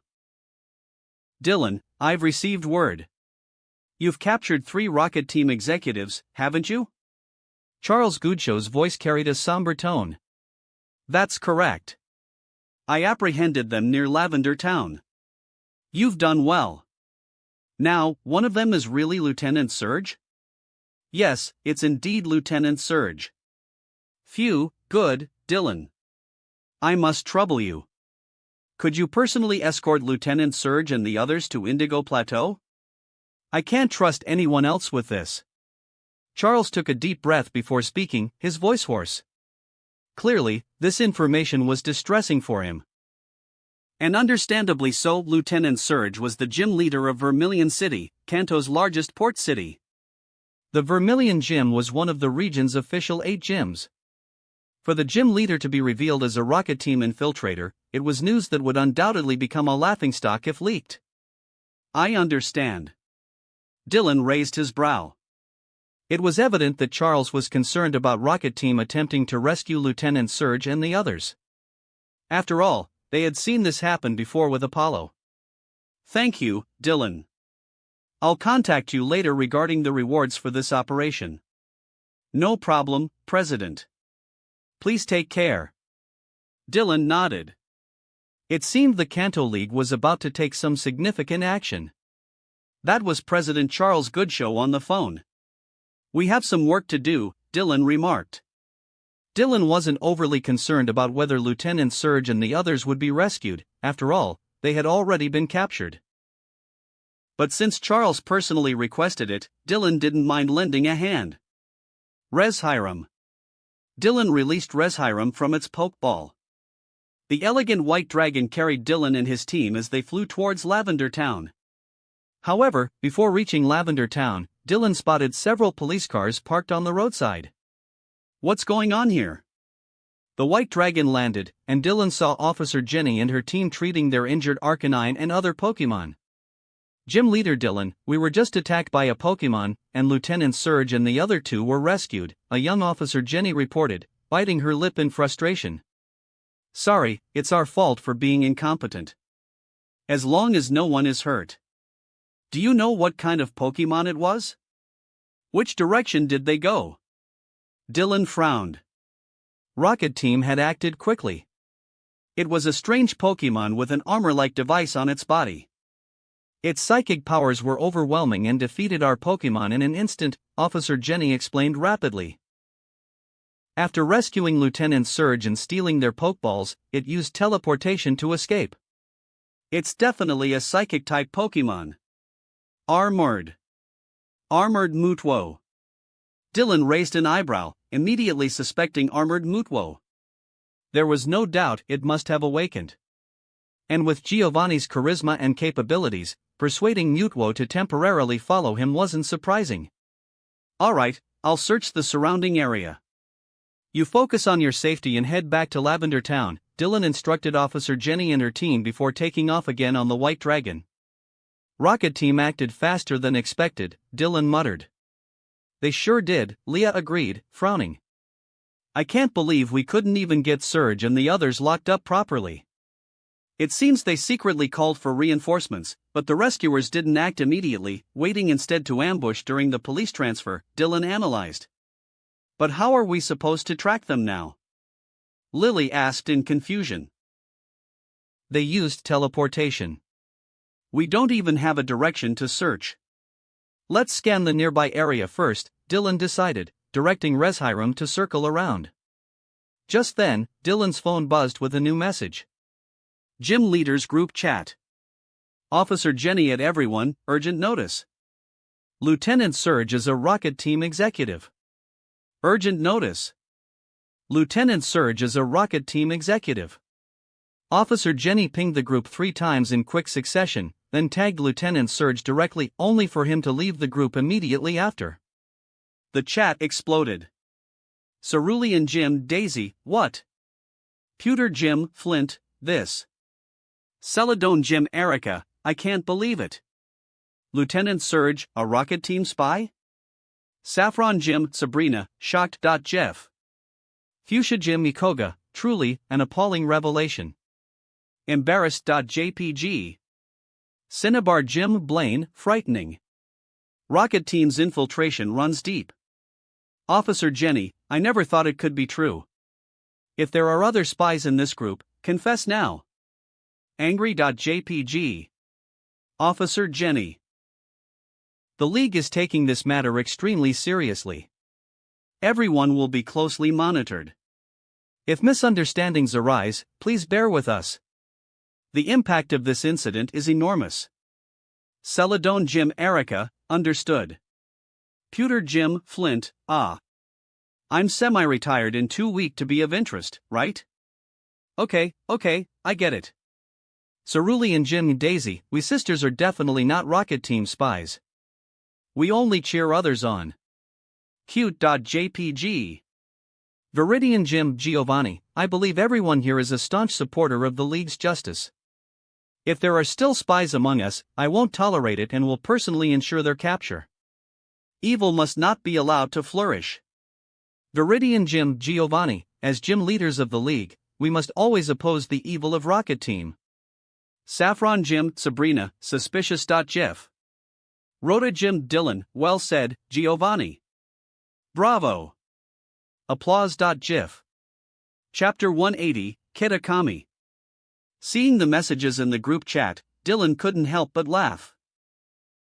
As expected of Giovanni, his public demeanor was impeccable. Still, Dylan took a screenshot of the conversation. These were definitely words of wisdom to save for later. Meanwhile, in his secret Team Rocket base. Boss, I sincerely apologize. Lieutenant Surge's face was full of shame. Not only had he failed to capture Zapdos, but he also exposed his identity.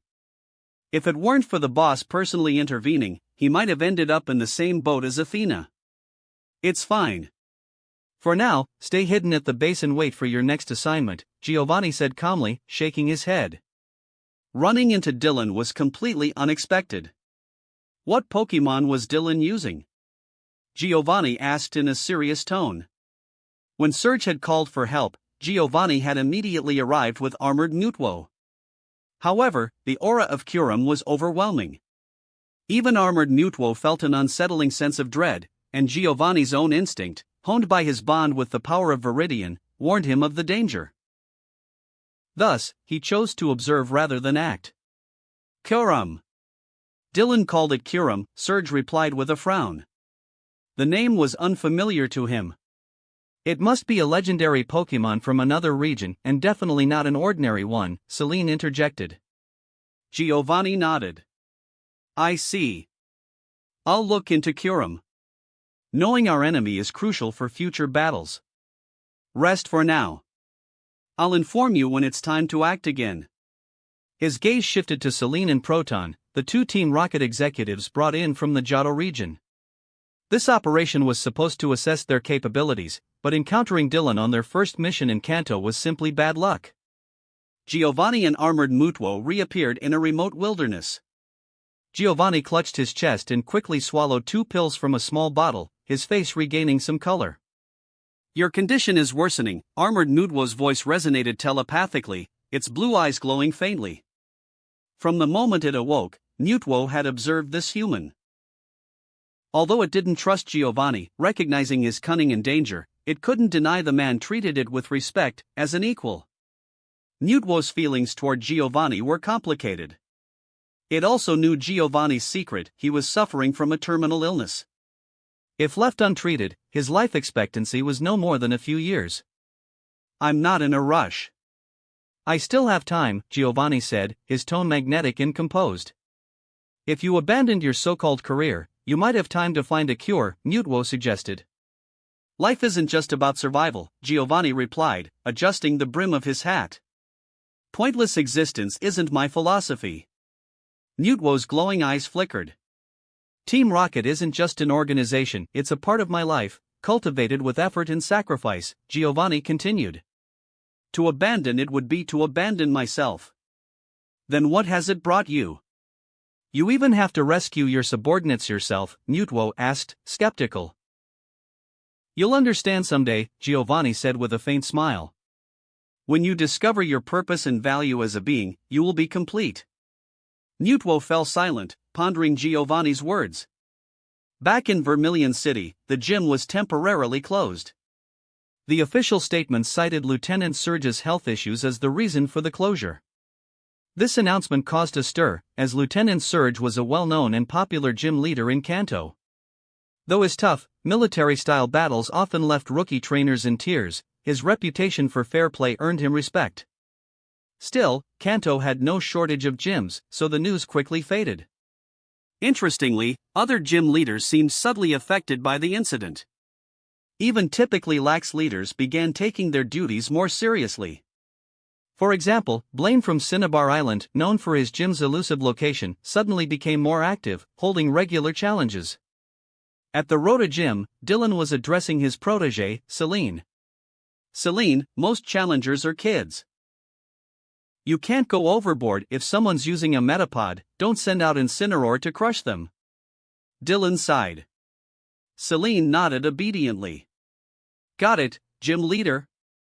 I'll be more careful. Good. Get back to training, Dylan said, waving her off. Eileen chuckled. Celine's growing stronger, but her teams are too advanced for novice challengers. She can always use the Pokemon from my reserve, Dylan said. But she's set on being a trainer, not a gym leader, so I can't blame her. Celine's growth was astonishing. She was already at the Elite Four level. Letting her use her main team to face challengers would be overwhelming. The challengers would be completely crushed. So, Dylan suggested to Celine that she could temporarily use his lower-level Pokemon to test challengers instead. After all, using something like a Metapod to challenge the gym is indeed problematic.